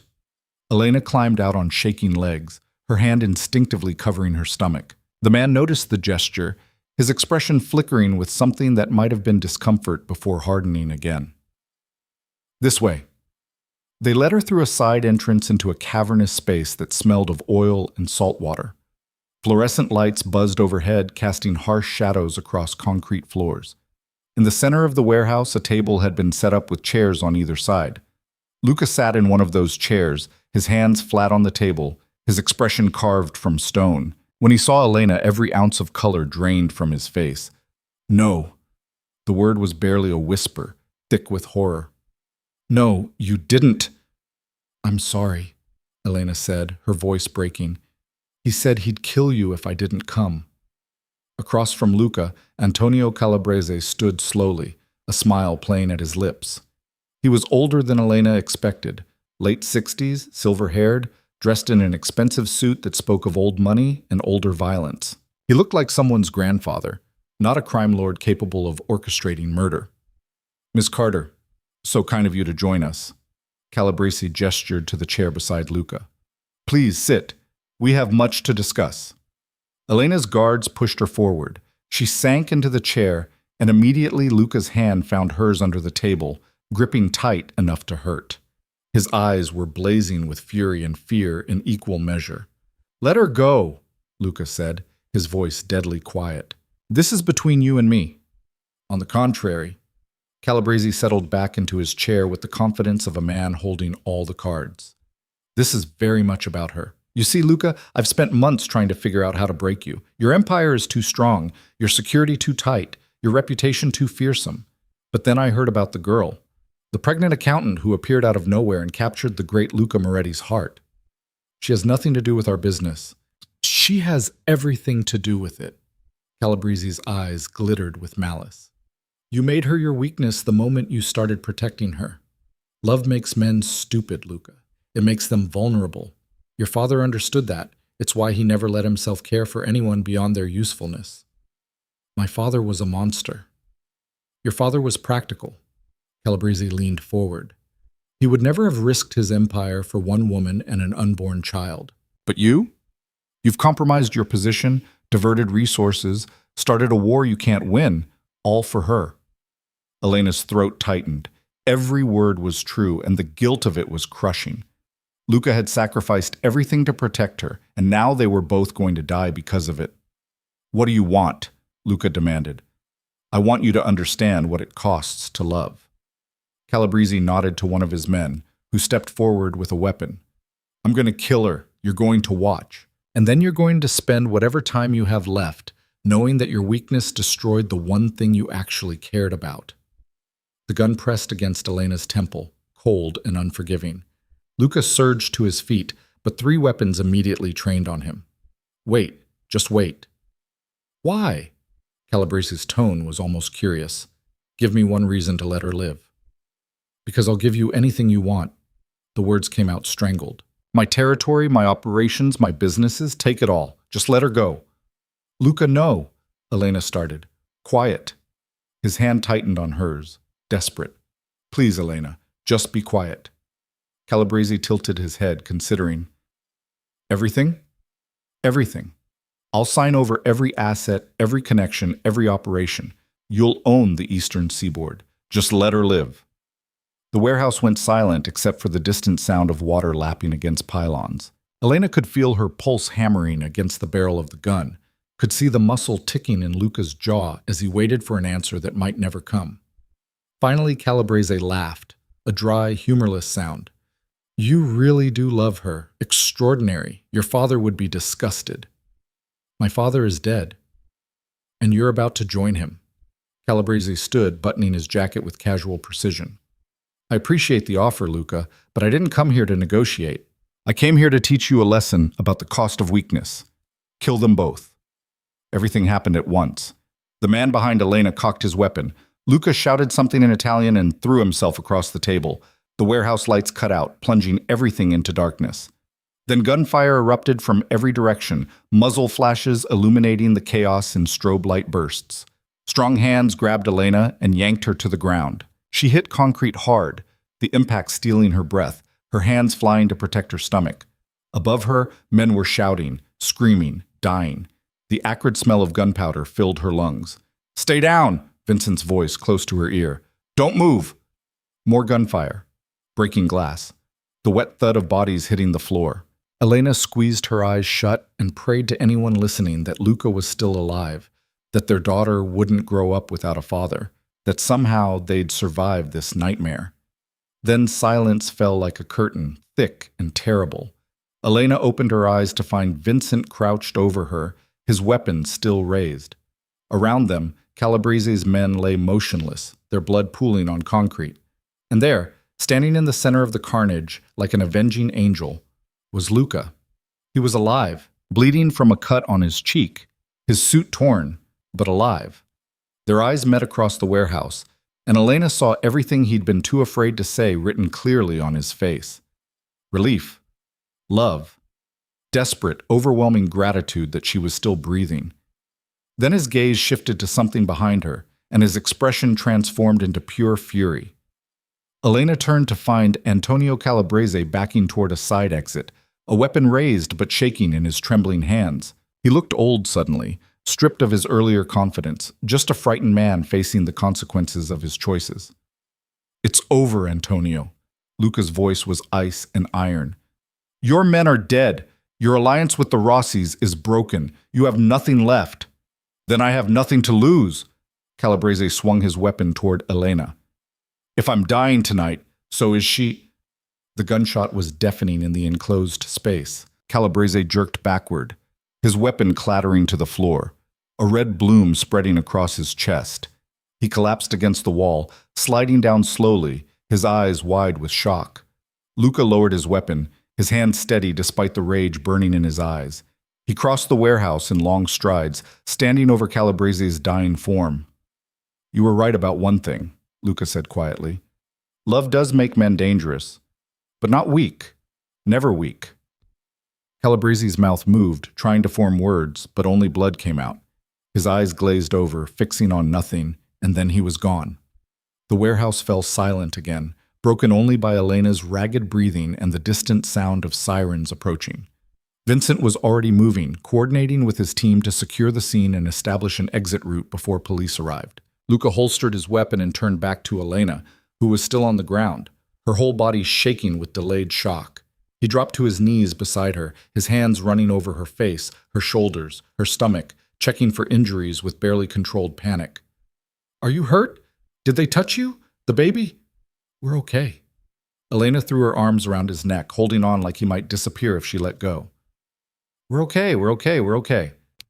Luca buried his face in her hair, his whole body trembling.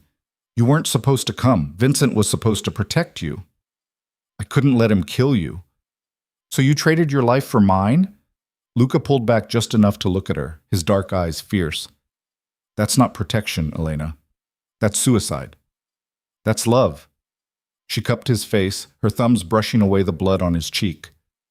You would have done the same for me. That's different. Why? Because you're some powerful crime boss and I'm just an accountant? Elena's voice was steady despite her tears. We're partners in this, Luca. Equal. You don't get to sacrifice yourself for me without me having the same right. Something broke in his expression, control giving way to raw emotion. He kissed her desperately, tasting of blood and smoke and promises neither of them should make, but couldn't help making anyway. We have to move, Vincent called out. Police are 3 minutes out. Luca helped Elena to her feet, keeping one arm around her waist as they navigated the warehouse full of bodies. Outside, multiple vehicles waited with engines running. Luca guided Elena into the back of an SUV, sliding in beside her and pulling her against his chest. As they sped away from the waterfront, leaving death and destruction in their wake, Elena felt the adrenaline finally crash. Her hands started shaking uncontrollably, her breath coming in short gasps. Panic attack, Luca said calmly, shifting to face her. Look at me, Elena. Just at me. She focused on his dark eyes, steady and grounding. Breathe with me. In for 4. Hold for 4. Out for 4. He demonstrated, his hand over her heart. You're safe. The baby's safe. We made it. Elena followed his breathing, letting his calm wash over her until the panic receded enough to think clearly. Vincent. How did he... I called him the second Calabrese mentioned you on the phone. Luca's jaw tightened. I knew it was a trap, knew he'd try to use you against me. Vincent assembled a team and tracked your phone. When you walked into that warehouse, we were already in position. You used me as bait? I used your bravery as an advantage. His hand settled protectively over her stomach. Though if you ever do something that reckless again, I will lock you in a tower like some fairy tale villain. Despite everything, Elena laughed. High and slightly hysterical, but genuine. Pretty sure that makes me the damsel in distress. You saved my life tonight. Luca's voice was serious. Calabrese was going to kill me the moment I refused his demands. Your arrival distracted him long enough for Vincent to get into position. You're not a damsel, Elena. You're a warrior. The SUV pulled up to a nondescript building in Brooklyn, one of Luca's safe houses, Vincent explained. They were hustled inside and up 3 flights of stairs to an apartment that was furnished but clearly unused. Medical supplies waited on the kitchen table. Dr. Martinez is on her way, Vincent said. She'll check both of you over, make sure there's no damage from the stress. And Calabrese's body? Luca asked. Already gone. The warehouse is being cleaned as we speak. By morning, there will be no evidence any of this happened. Vincent's expression was grim.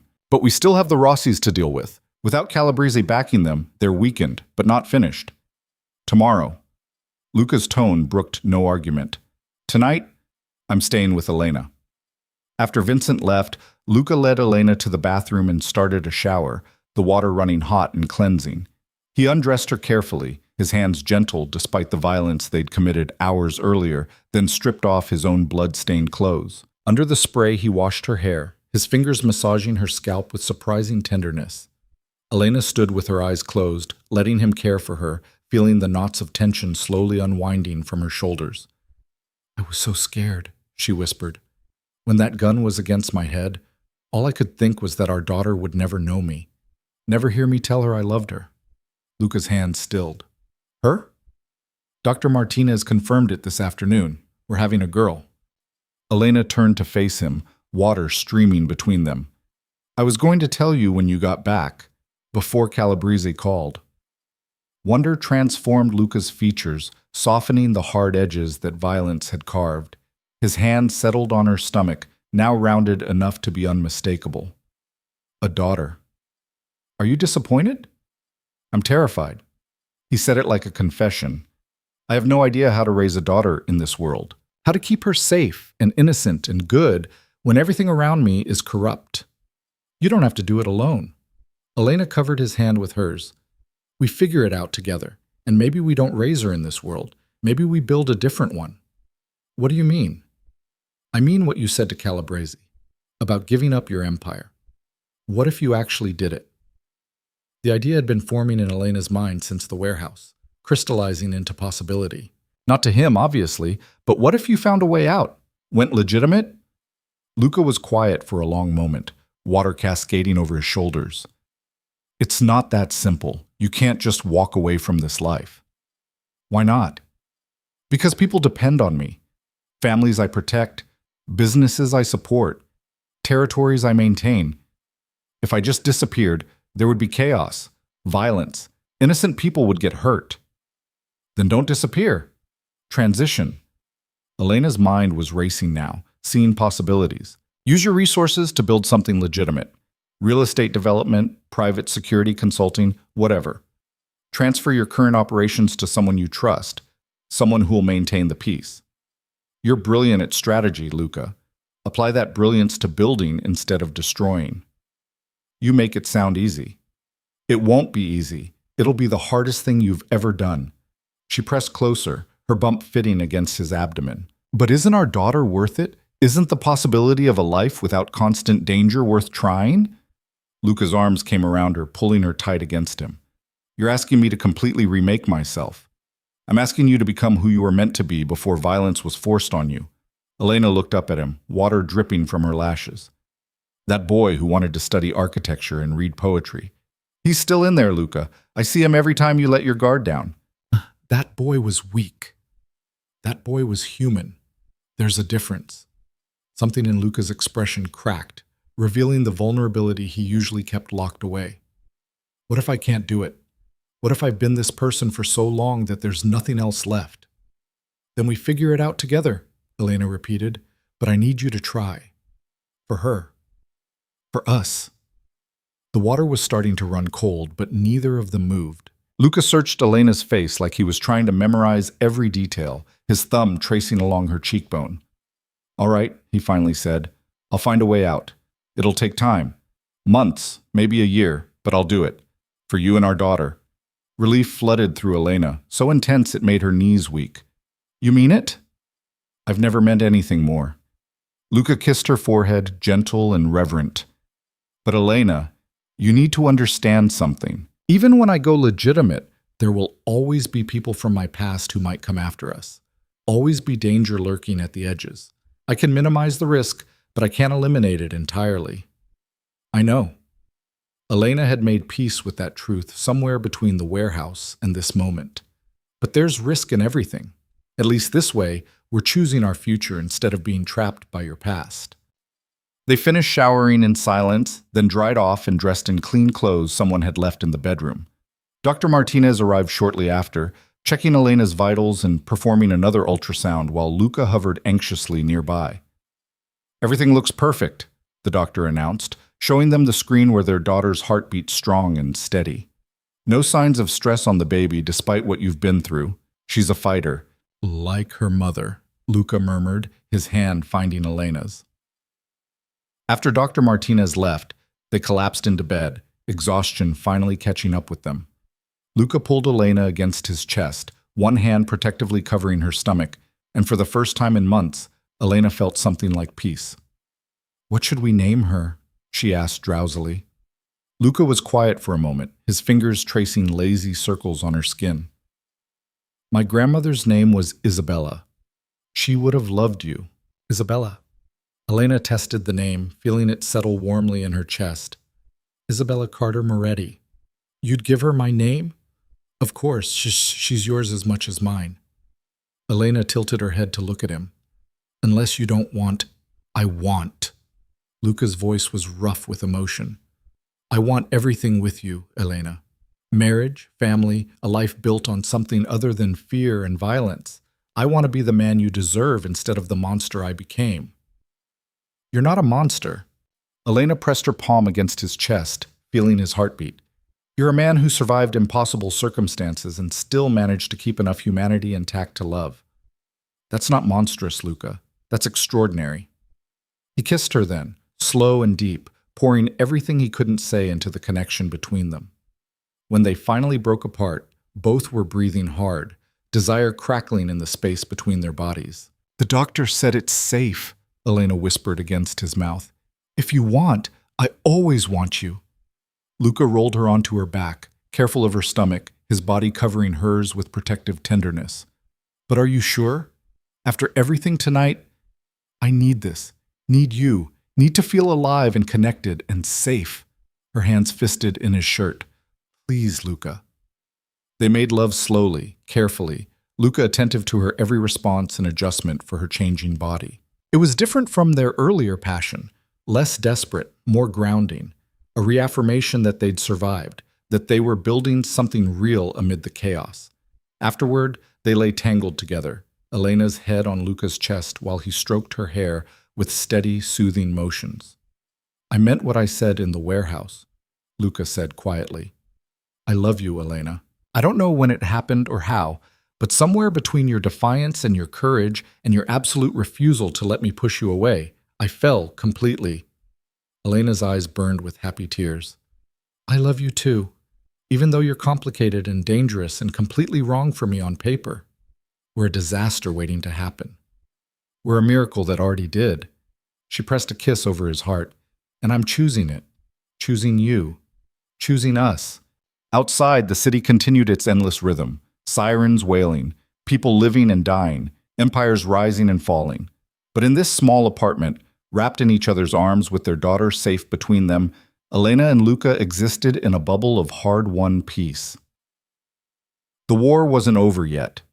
The Rossis still needed to be dealt with. Luca's transition out of crime would take careful planning, and there would undoubtedly be complications Elena couldn't even imagine yet. But they would face it together. Partners. Equals. Two people who'd found each other in the most impossible circumstances and chosen to build something beautiful from the wreckage. As Elena drifted towards sleep, Luca's hand still protectively covering their daughter, she thought about the woman she'd been 3 months ago. That Elena would never have believed this future was possible, that a medical error could lead to love, that a crime boss could want redemption, that she could find home in the arms of a dangerous man. But that Elena hadn't known what she was capable of yet, hadn't discovered her own strength, her own fierce protectiveness, her own capacity to love someone completely, despite, or maybe because of, their flaws. We're going to be okay, she whispered into the darkness. Luca's arms tightened around her. Better than okay. We're going to be extraordinary. And lying there in the safety of his embrace, with their daughter's heartbeat pulsing steadily beneath his palm, Elena believed him. Morning came with pale winter light filtering through unfamiliar windows. Elena woke to find Luca already dressed, standing by the window with his phone pressed to his ear, speaking in low, clipped Italian. When he noticed her stirring, he ended the call and crossed to the bed, sitting on the edge with careful deliberation. Vincent found the leak, he said without preamble. One of my accountants, been with me for 6 years. Calabrese bought him off 3 months ago. Elena pushed herself up against the pillows, one hand settling protectively on her stomach. What happens to him? He's gone. Left the country last night with enough money to disappear. Luca's expression was unreadable. I let him run rather than deal with the mess of a body. Consider it the first step toward legitimate. That must have been hard for you? Everything about this is hard. He took her hand, threading their fingers together. But I made you a promise. I intend to keep it. The next week unfolded with surprising swiftness. Luca moved them back to the Westchester estate, which had been transformed into a fortress. With additional security measures, Elena didn't want to contemplate too closely. But instead of the isolated tension of before, the house felt different now, more like a home and less like a prison. Luca began the delicate process of dismantling his criminal empire piece by strategic piece. Elena watched him work from the study doorway sometimes, marveling at the complexity of what he'd built and the precision with which he was taking it apart. He met with lieutenants and allies, negotiating transitions of power, ensuring his people would be protected even as he stepped away. The Rossis sent an envoy, Luca told her one evening over dinner. They'd started eating in the smaller dining room, sitting close enough to touch, abandoning the formal distance of those first weeks. They want to negotiate a truce. Without Calabrese backing them? They're vulnerable, smart enough to recognize it. Luca set down his fork, his dark eyes serious. I could crush them now. Take their territory, eliminate their leadership, absorb their operations. It's what my father would have done. But you're not your father. No. A ghost of a smile crossed his face. I'm trying to be the man you see when you look at me. So instead, I'm offering them a deal. They stay in their territory, I stay in mine, and we establish clear boundaries with severe consequences for violations. No more war, just cold peace. Elena reached across the table, covering his hand with hers. That's the right choice. It's the weak choice, according to half my organization. It's the strong choice. It takes more strength to choose peace than violence. She squeezed his fingers. Your people will understand eventually. And if they don't, you're building something new anyway. The truce was signed 2 days later in a neutral location with lawyers present instead of guns. Elena insisted on being there, despite Luca's protests, standing beside him in a black dress that was getting tight around her middle as their daughter grew. The Rossi patriarch, an old man who looked tired of war, shook Luca's hand with something like respect. Your father would be spinning in his grave, he said. Good. But Luca's grip was firm. Maybe that means I'm finally doing something right. As autumn deepened into winter, Luca's transformation accelerated. He established a legitimate security consulting firm, hiring former military personnel and offering services to corporations and high-profile clients who needed protection but wanted nothing to do with criminal elements. He invested in real estate development projects, using his knowledge of the city to identify undervalued properties with potential. And he transferred his remaining underground operations to Marco Santos, a lieutenant he'd trusted for 15 years, with strict instructions to maintain the peace and gradually transition toward legitimate ventures. It's like watching an empire become a kingdom, Vincent observed one afternoon. He'd stayed on as Luca's head of security, though his role was shifting from enforcer to advisor. Strange, but not bad strange. Elena had grown to appreciate Vincent's steady presence. He was teaching her self-defense techniques appropriate for pregnancy, insisting she know how to protect herself even in Luca's new world. You think it'll work? She asked, adjusting her stance as he demonstrated a defensive move. I think Luca's the most stubborn man I've ever met. When he commits to something, he doesn't quit. Vincent's expression softened. And he's committed to you and that baby in a way I've never seen him commit to anything. So yeah, it'll work. The wedding was Luca's idea, proposed one evening when Elena was 7 months pregnant and feeling particularly unwieldy. They were in the nursery, painted soft yellow now, furnished with everything a baby could need, and Elena was folding impossibly tiny clothes while Luca assembled a crib. Marry me, he said suddenly, setting down his screwdriver. Elena looked up, a onesie clutched in her hands. What? Marry me. Luca crossed to where she sat, dropping to one knee with surprising grace. Not because of the baby, or because we should, or for any practical reason. Marry me because I love you more than I thought I could love anything. Because you make me want to be better. Because I can't imagine my life without you in it. Tears blurred Elena's vision. You don't have a ring. I have this. He pulled a small velvet box from his pocket, opening it to reveal a stunning emerald surrounded by diamonds. It was my grandmother's, the only thing of hers I kept. She told me once to give it to someone who saw past the Moretti name to the boy underneath. You're the only person who's ever done that.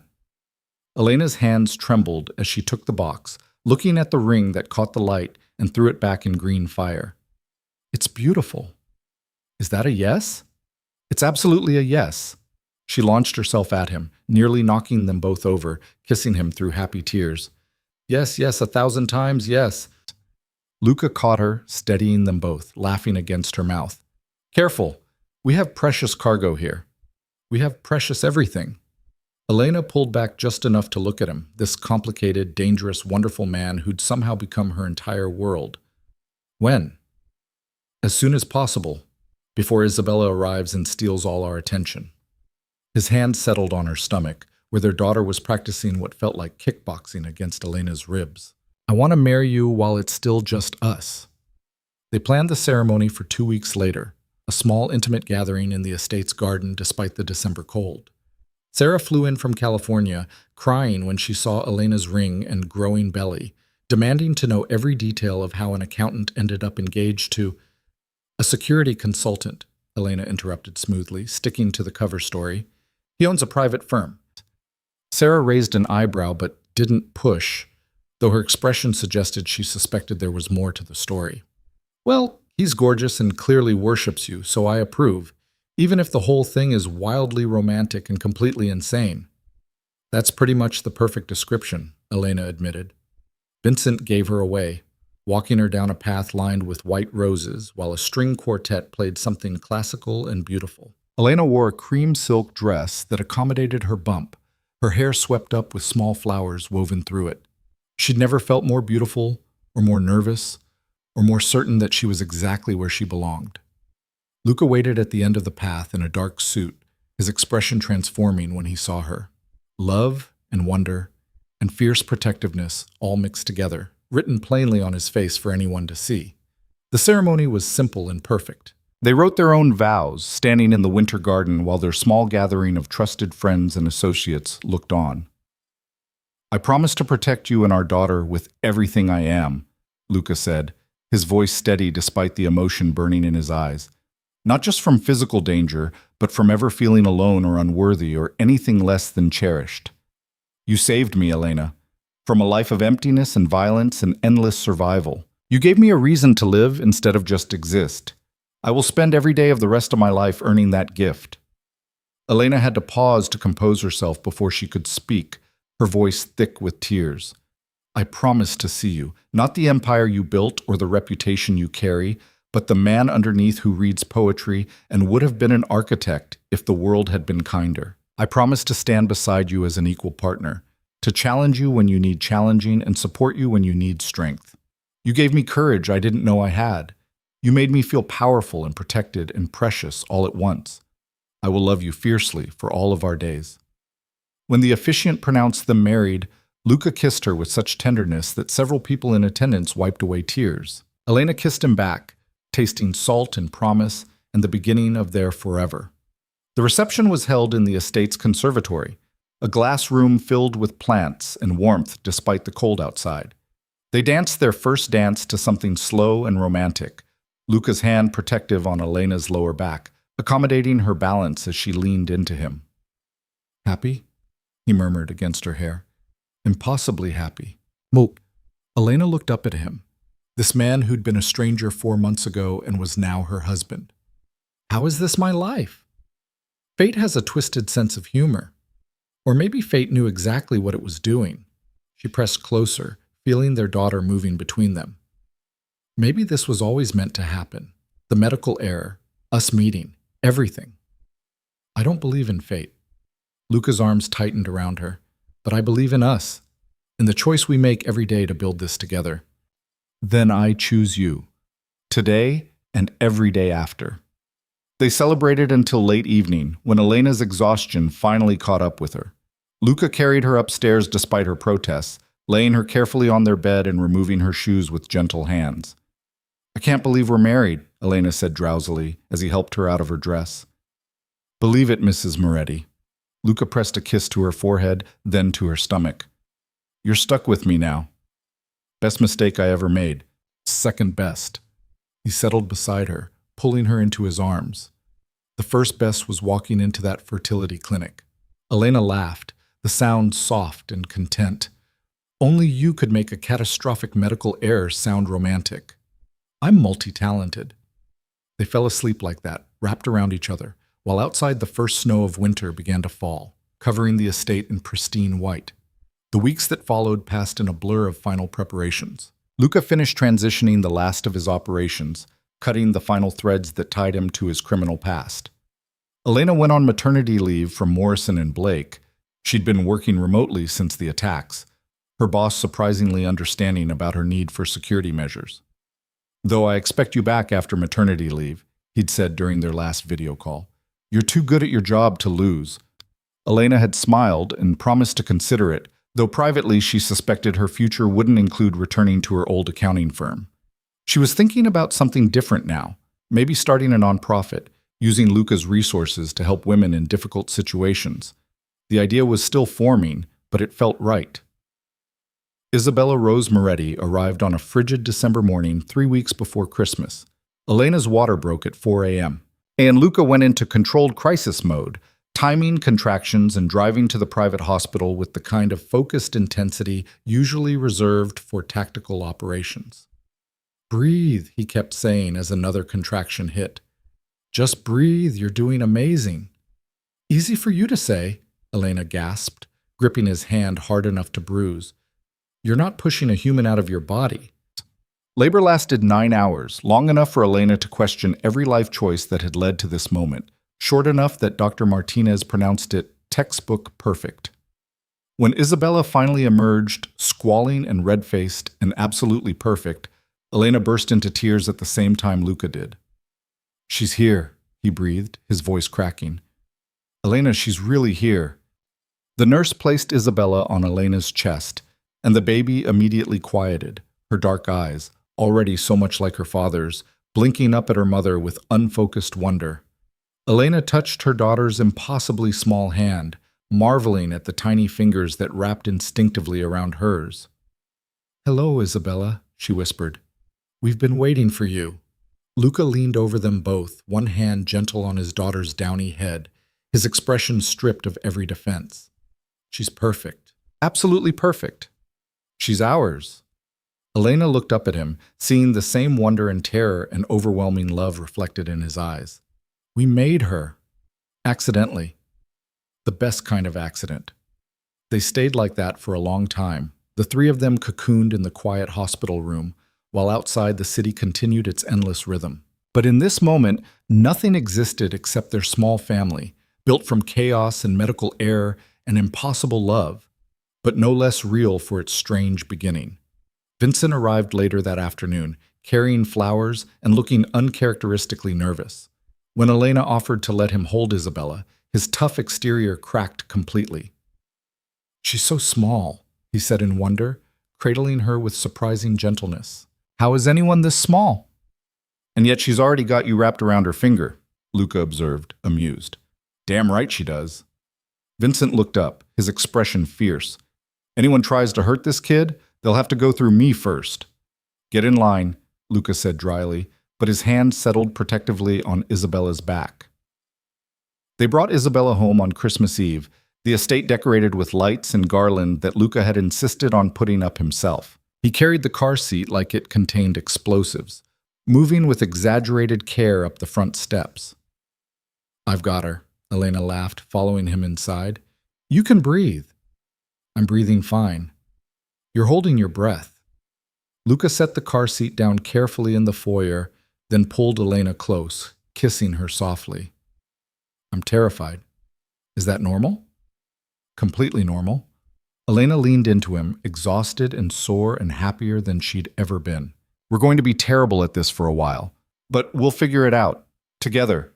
Always together." That night, after Isabella was fed and changed and finally sleeping in her bassinet beside their bed, Elena and Luca stood at the nursery window watching snow fall across the estate grounds. Luca's arm was around her waist, her head on his shoulder, both of them still adjusting to the reality of being parents. "I never thought I'd have this," Luca said quietly. "A wife I love, a daughter, a life that isn't built on violence and fear. I thought I was too damaged, too far gone."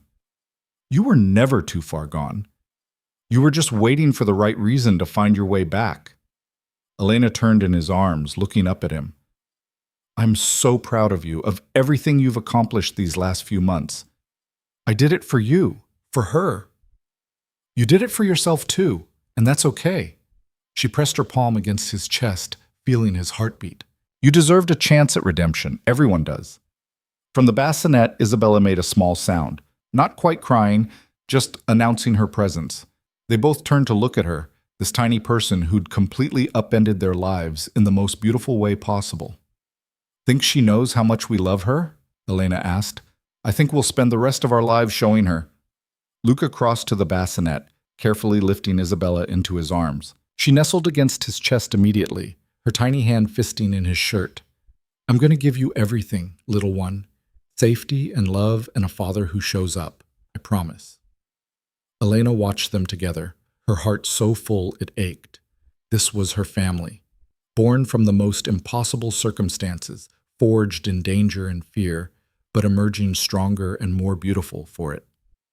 The months that followed brought their own challenges. Sleepless nights and endless diaper changes, learning to navigate parenthood while Luca continued building his legitimate business empire. There were moments of doubt and exhaustion, times when Elena questioned whether they could actually make this work. But there were more moments of joy. Isabella's first smile, directed at her father while he sang Italian lullabies his grandmother had taught him.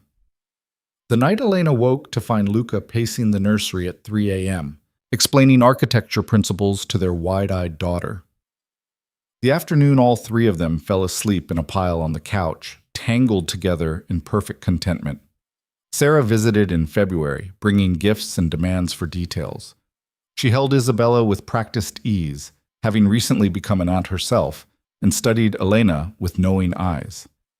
"You're different," she said while Luca was occupied with a business call. "Softer somehow, but also stronger. Motherhood looks good on you." "Being loved looks good on me," Elena corrected. "Luca makes me feel like I can handle anything. He's intense." Sarah rocked Isabella gently. "But he looks at you like you hung the moon and stars, and that's pretty damn romantic." "It is, isn't it?" Elena smiled, thinking about the man who'd entered her life through chaos and stayed through choice. "I never expected any of this, never planned for it, but I wouldn't change a single thing." "Not even the medical error?" Elena paused, considering the question seriously. If she could go back and prevent that clinic mistake, would she? Would she choose a different life, one without danger and complications, and a criminal-turned-legitimate businessman for a husband? "Not even that," she finally said, "because it brought me here, to this family, this love, this life I didn't know I needed." On Isabella's 6-month birthday, Luca made his final break with his past. He met with Marco Santos one last time, signing over the remaining assets and connections that tied him to the underground world.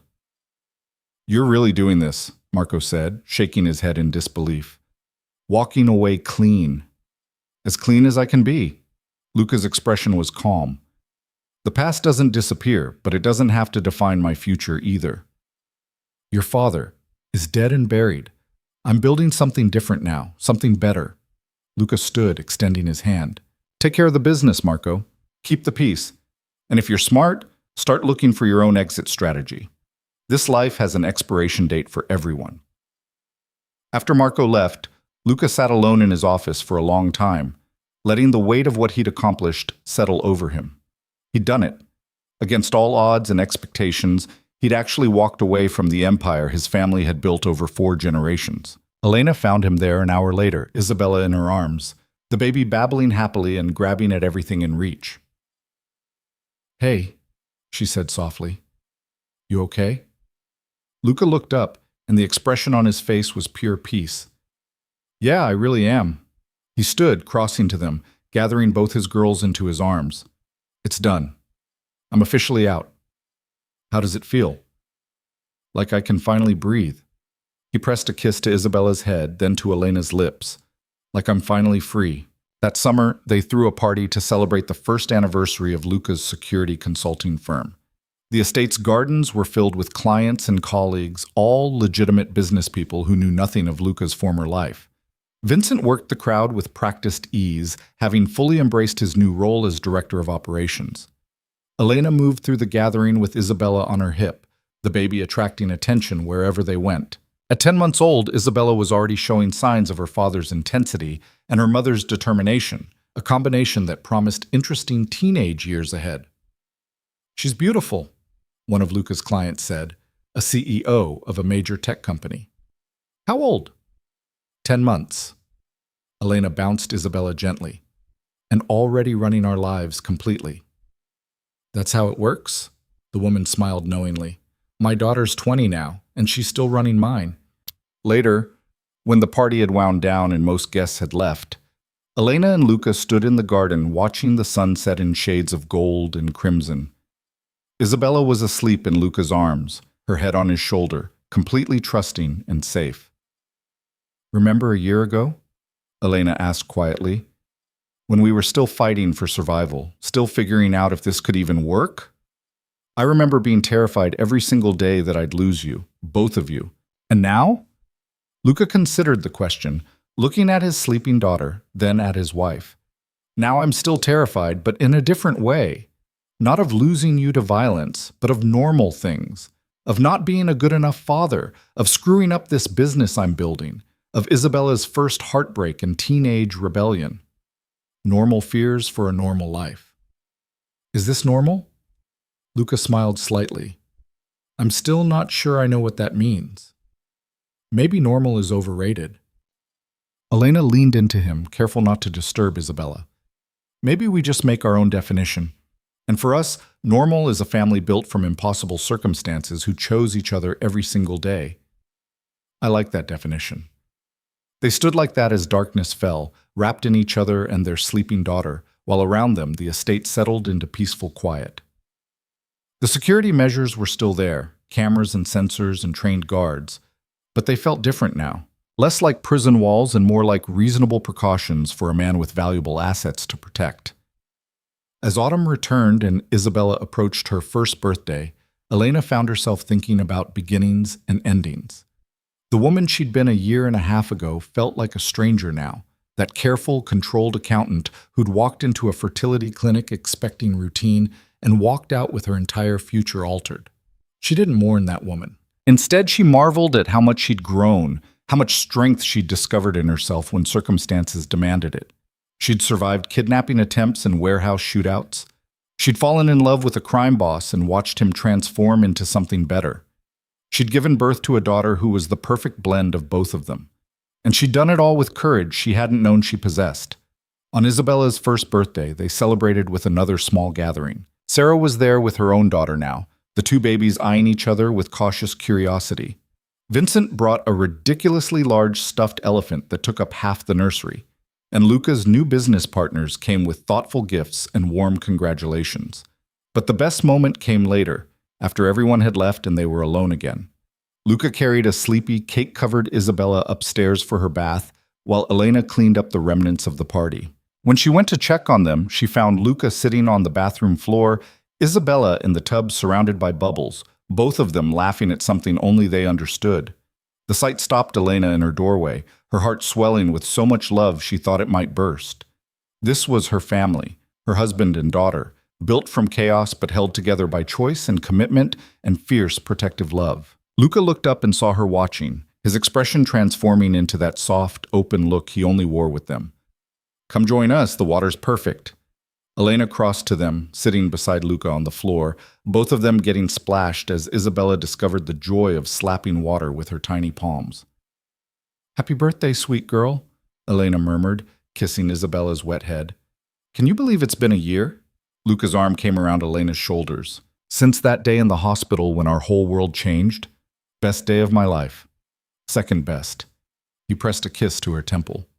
The best was the day you agreed to marry me. Third best, then, Elena smiled.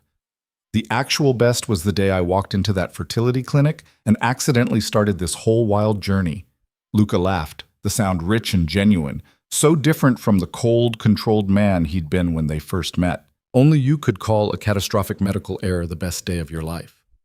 It brought me you. It brought me her. Elena looked at their daughter, now contentedly playing with a rubber duck. It brought me everything I didn't know I needed. Same. Luca's hand found hers, their fingers interlacing in a gesture that had become as natural as breathing. I was surviving before you, Elena, just getting through each day, accumulating power and wealth and nothing that actually mattered. You taught me how to live again. We taught each other. They stayed on that bathroom floor until Isabella started yawning, then worked together to get her dried and dressed and settled in her crib. Standing over their sleeping daughter, Luca's arm around Elena's waist, they shared a moment of perfect contentment. Think we should tell her someday? Elena asked quietly. About how she came to be? About your past and the danger and all of it? When she's old enough to understand. Luca's expression was thoughtful. I won't lie to her about who I was, but I'll make sure she knows who I chose to become. For her, for you, for us.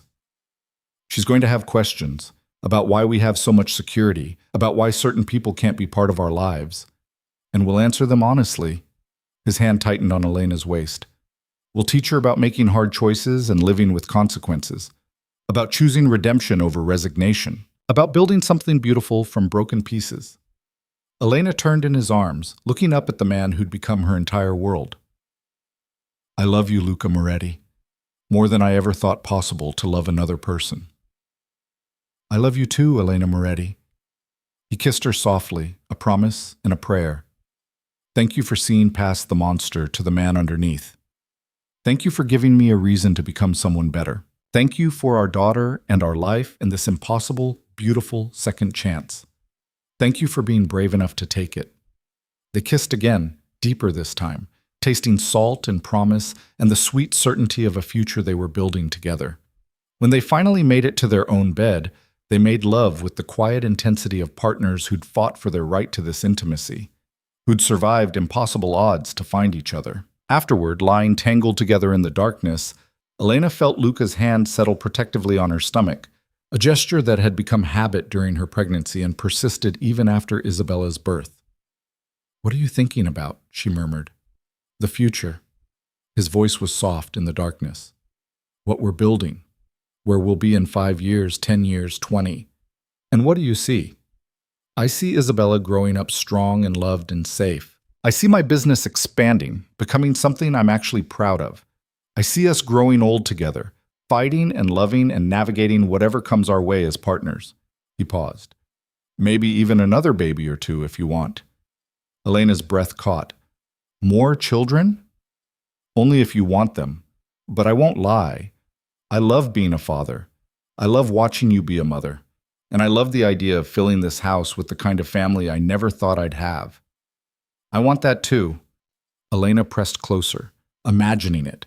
More babies, more chaos, more love filling the rooms of this estate that had started as a prison and become a home. Not right away. Isabella's enough to handle for now, but someday. Someday, Luca agreed, kissing her forehead. We have all the time in the world now. Outside, snow began to fall again, the first of another winter. But inside, wrapped in warmth and love, and the certain knowledge that they'd survived everything life had thrown at them, Elena and Luca Moretti slept peacefully. Their journey had started with a mistake, a catastrophic medical error that should have destroyed lives instead of creating them. But from that chaos, they'd built something extraordinary, a family, a love, a future that neither of them could have imagined, but both of them had chosen with eyes wide open. Elena had walked into a fertility clinic expecting routine and walked out pregnant with a stranger's child. Luca had been a crime boss who'd buried his humanity so deep he thought it was gone forever. And somehow, impossibly, they'd found each other in the wreckage and built something beautiful. Some might call it fate, others might call it luck, good or bad, depending on perspective. But Elena and Luca knew the truth. It was choice. Every single day, they chose each other. And in the end, that choice, repeated day after day, became a way of life. It was a choice that transformed the world, one person at a time. And in the end, that choice, repeated day after day, moment by moment, was what transformed a catastrophic accident into the greatest gift either of them had ever received. Their daughter slept peacefully in the nursery, safe and loved, and completely unaware that her mere existence had changed the course of 2 lives forever. And in the master bedroom, her parents held each other close, grateful for medical errors and second chances, and the beautiful, impossible miracle of finding love in the most unexpected places. This was their story. Born from chaos, forged in danger, and crowned in love. And it was only just beginning.